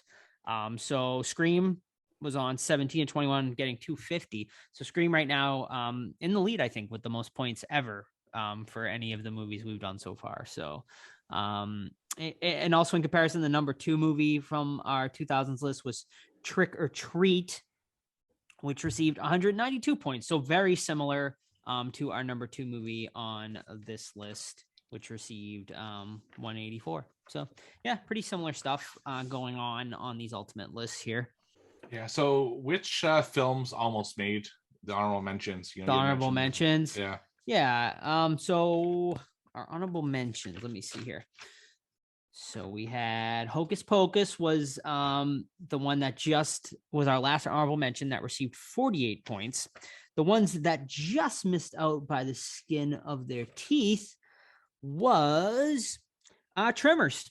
Tremors was very close to making it. It received 36 total points and was on 4 lists, with its best showing being a number 3, peaking at a number 3 spot.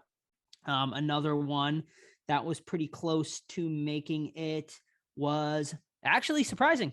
Wes Craven's New Nightmare. Wes Craven's New Nightmare just missed out, actually, by just a few points over Hocus Pocus, receiving 44 total points, was on 5 of the 21 lists. So some love for Wes Craven's New Nightmare as well. Another one that had a pretty decent showing was Event Horizon, which I think is a one that, I think a lot of people, it's kind of borderline horror, right? Yeah, it also didn't age well, in my opinion. All right. Okay. The CG effects are absolute garbage. So yeah, that's one that maybe I would have considered on my list had I not rewatched it 2 years ago. Mm-hmm. But yeah, good movie still. But no, yeah. It was on 3 of the 21 lists, but it actually had 2 third-place votes. So that's what kind of raised it up to a pretty good showing. Another one that received a good amount of votes was In the Mouth of Madness, John Carpenter's, which actually was one I considered. It was definitely in my top 15, top 20 at least. And it did receive a first-place vote. So that it is a very good movie. Have you guys seen that one? I have, but it's one I want to revisit because it's been a while. Mm-hmm. It was actually on my short list of revisit films. I just didn't have time to do it. Okay. Yeah. I'm looking. So I had an ultimate list that I had built, and there's a few movies in here that I'm really surprised that either we never mentioned during this episode, and I want to know if anyone put them on their list. One I'm surprised that didn't make the top, what it seems to be 15, was Halloween H2O.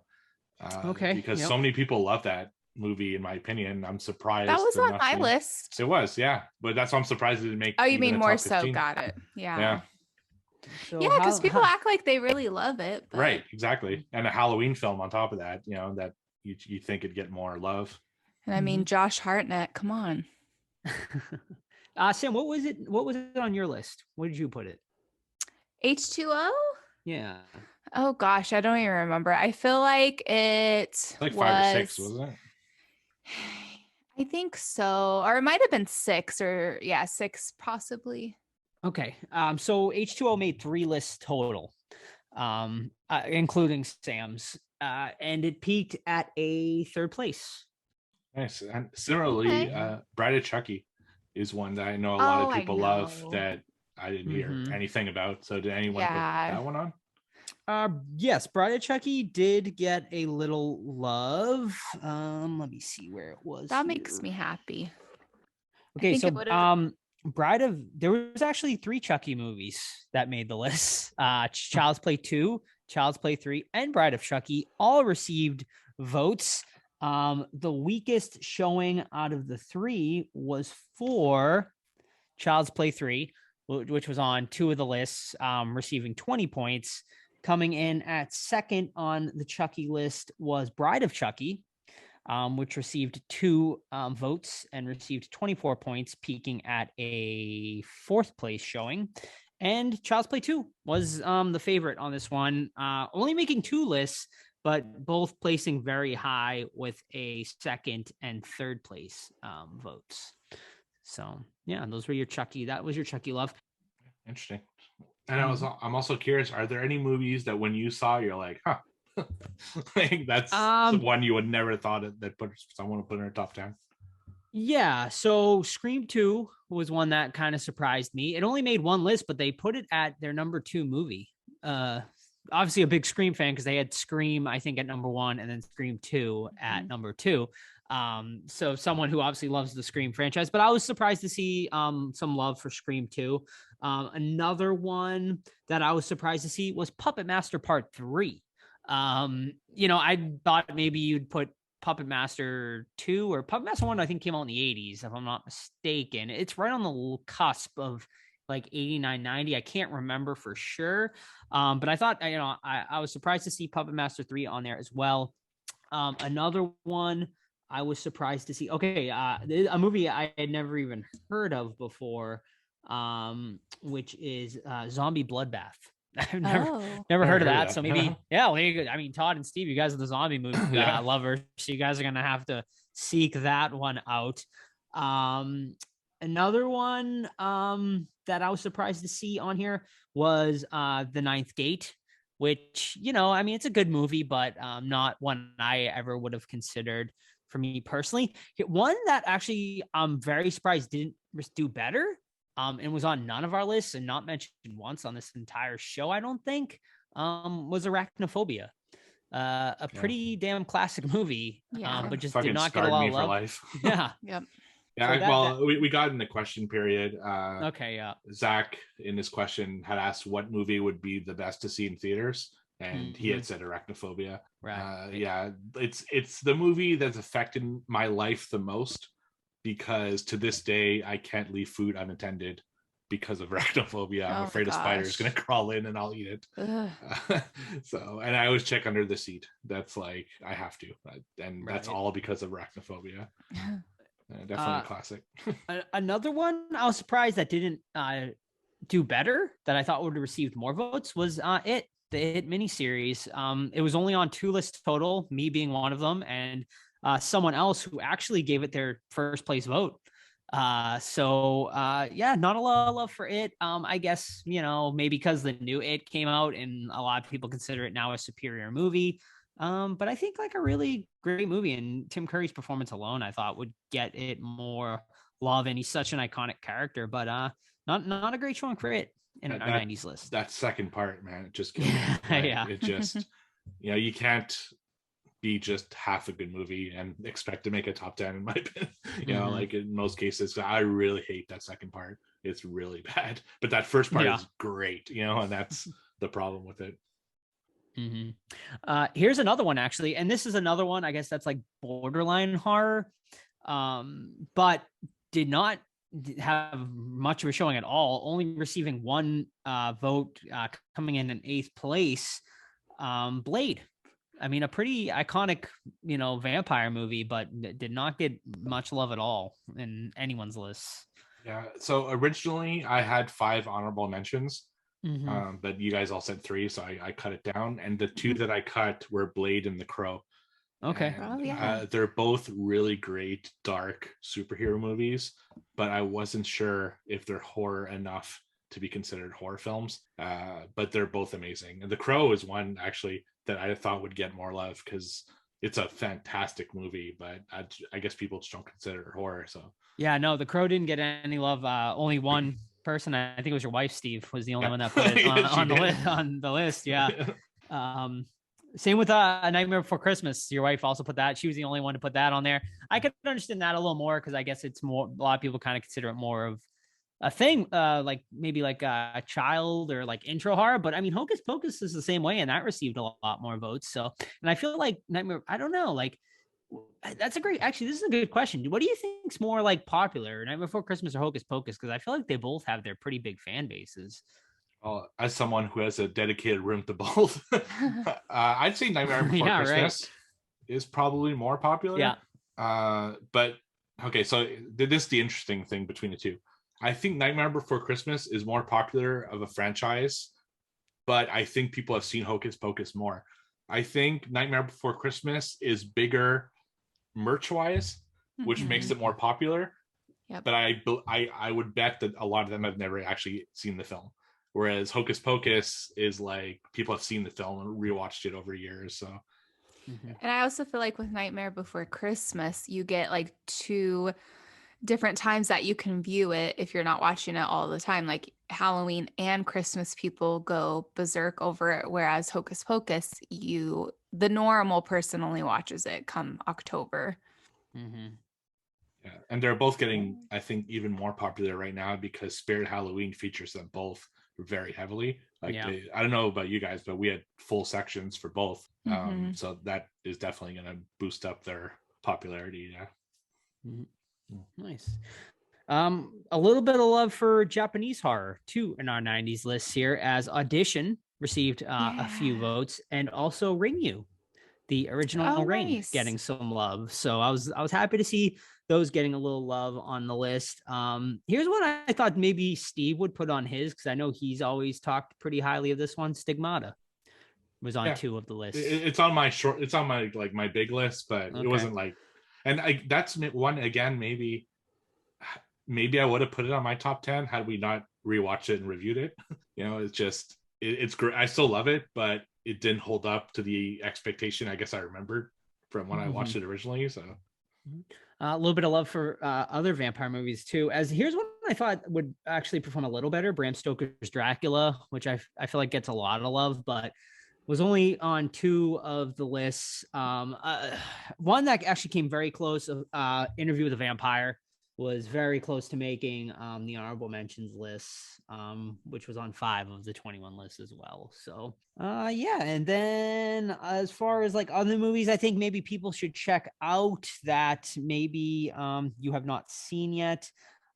Here's one I've never seen, Kronos, which I did look it up, and it was very highly rated on like Letterboxd and Rotten Tomatoes. So that is definitely one I am going to seek out, as well as there was a couple others here that I thought were pretty good ones. One actually we covered not too long ago, John Carpenter's Vampires received a little bit of love as well.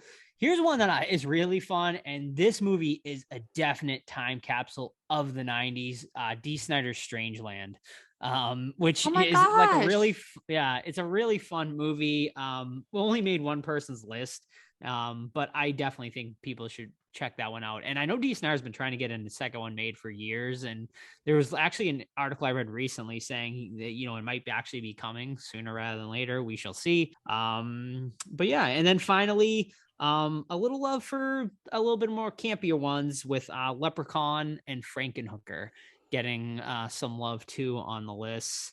And yeah, Frankenhooker, I always assume, like, I always associate with the 80s, but I know it came out in 1990. It's just just has that 80s feel. Like, it's really totally, So that one I never think of. And the 2 that I want to mention that we haven't mentioned at all is Cemetery Man.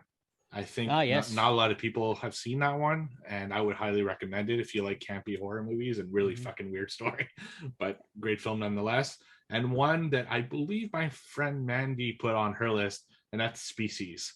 I totally didn't think about Species when I was doing my list. It might be more sci-fi, but there's definitely a lot of body horror and stuff in it. So that's one I might want to revisit too. It's been a long time since I watched that one. No, yeah, definitely. That's a great one. I haven't seen that one in a while either. There's like a ton of sequels too, but that first one is pretty amazing. Also another good one, no one put it on their list, that I'm pretty sure came out in the 90s, Mimic, which was a Guillermo del Toro movie, and that one's actually really solid too, and I definitely recommend that. How about you, Sam? Was there any like that were on your list or ones that you wanted to put on that we haven't mentioned? You've mentioned most of them. I was thinking about, what is it called? The Lawnmower Man? Oh God, yeah. That's horror, right? They just put it on Tubi. Yeah. Oh, really? I kind of want to rewatch it. I remember as a kid, it used to freak me out. Yeah, you're maybe it's better to I've heard it hasn't aged well. Oh, really? Because it's a lot of CGI. They're, it's all about like kind of video games and being stuck in the world, and it did not age well at all. Well, actually, one that I'm surprised made, or I guess didn't make any lists, is The Addams Family. Not one. Yep. Yeah, because if we're talking about like kind of comedy horror, right, that's one of my favorites, and that's one I'm most surprised it didn't get any love at all. No, that's a good point. Not one person put that on there. I just think people, I guess, didn't think of it. And then I guess we can settle the debate of Jurassic Park being a horror movie because it only made one person's list. Yeah, so not a lot of people considering it horror. Yeah, that's the reason I kept it off my list too, although it's an amazing film. Yeah, definitely. But yeah, that's it. I mean, there's like a few others on here that like some interesting choices, like Jacob's Ladder, which fantastic movie. One I had just seen for the first time of last year. I want to see that. Not one I personally it's a good movie. The movie but one I don't freaks consider me horror out myself. Yeah, there's some horrific stuff, but it's more of a, I don't even know what psychological like type movie than like a horror movie, but very good in its own right. Have you guys ever seen The Hand That Rocks the Cradle? Yeah, that's a good one. I thought about putting that on my list. Yeah, and then I guess you could put like Single White Female on there too if you want. That one's has some horrific moments as well. But yeah, I mean, Gremlins 2 getting a little love on here. The sequel, Deep Blue Sea. Deep Blue Sea did not do well at all. It only received one 10th place vote. But that's one like people consider like their favorite shark movie, and just not much love and on that. But I mean, I think the top 10 is like pretty set. Like, I mean, not people have always considered the 90s to be one of the weakest decades in horror, and I think it kind of I think it kind of shows on this list, because like the 10 movies we did have on there were pretty much all like runaways, and everything else after that, like the other 56 movies that made the list, weren't on many lists at all. So people were just kind of all over the map, and then those 10 movies were pretty much it. So, and I think that top 10 is pretty, the only surprise I think would be Sleepy Hollow for me. Maybe replace that with, you know, I don't know, maybe something a little more iconic. But other than that, I think those other 9 movies are like definitely your best 9. I mean, I think I had like 7. I think pretty much all of us had like 7 or 8 of those movies in the top 10. Besides Sam. Sam had like a very different list, which actually I thought all of her movies were really good too. And I like that she did some different stuff on there. So it was very cool. Yeah, that was great. It was a good year. I think this was one of the more obvious years. Yeah, in my opinion, but I'm really excited to do the 80s next year, because that is all over the place. Oh, So definitely. It'll be definitely interesting to see what people say on that one. Yeah, I don't even know like what I'm gonna. You got a year to think about it. I do, yeah, plenty of time. And before we do that, obviously we'll have our best of 2021 list at the end of the year, which right now is, I don't even know. I mean, it's been a very weak year for horror, but the back end of this year is loaded. So hopefully we have some great stuff coming out, and yeah, just keep listening to the podcast and you'll hear everything, all our thoughts on all of the 2021 releases coming, plus some classics, and everything in between. Awesome. So is that it for the 90s? That is it. All right. I don't want it to end. Well, before we 90s start forever. Before we end the episode, though, I'm going to pick the winner for the T Public contest that we've been running for a while. So thank you to everyone who bought merchandise over the last few months. That was for our first 2 designs, the Horror Squad podcast logo and the Texas Chainsaw Massacre 2 kind of picture that we did there. So thank you, everyone. Quite a few people, bought some stuff and supported us, and we really, really, really appreciate it. We do have more designs coming in. I think the next one will be released in like September? Very early They're gonna September. love that one. They're gonna love, you guys are gonna love it. I'll just say it's spooky season related. We'll just leave it at that. And we're gonna release it early September, so you guys will be able to wear it in the October months. So to celebrate, and anytime after that, of course. Anytime after, really. But that way you guys will have it for October, and you can rock it during Halloween season. So yeah. All right. So I have about 20 something names in a little pot here of the people who bought. Some people asked me that they didn't want to be part of the contest. So I do appreciate you guys supporting us anyway, and everything like that. So what you're going to win is going to be the autographed The Rage poster, like I discussed earlier in the episode. You're also going to win a copy of Todd's book, which is going to be awesome, and a bunch of other little goodies. So the winner, please contact me on whatever social media or the Horror Squad page, and we'll figure things out. And if I don't hear from you within a week or 2, I'll just seek you out because I know mostly how to find most of these people. So I just want them to hear it from the episode, not from me telling them. All right. So the winner of the contest is... Drum roll, please. Odd Job versus 007. Oh, nice. The winner. Yeah. So I'm showing Joan Sam the little sticker.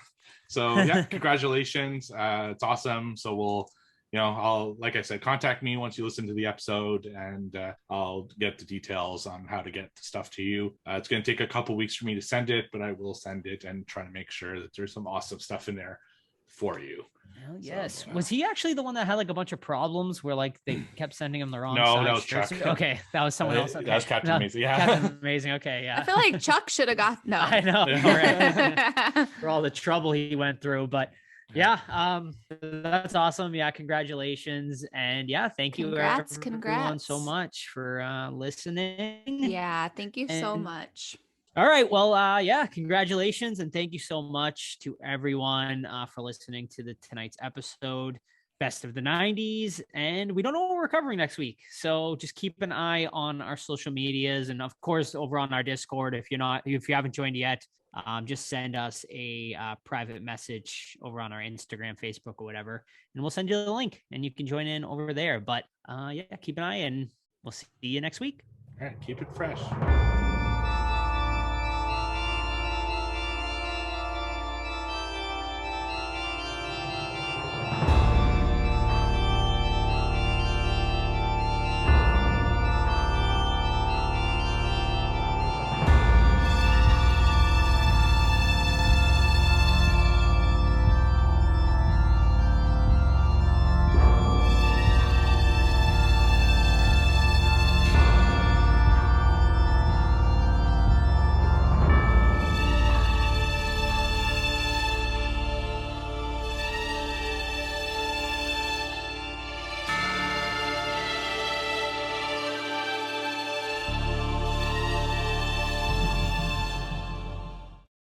Well, I'm getting ready to watch a video. Really? What? Oh, just some scary movie. You like scary movies? Uh-huh.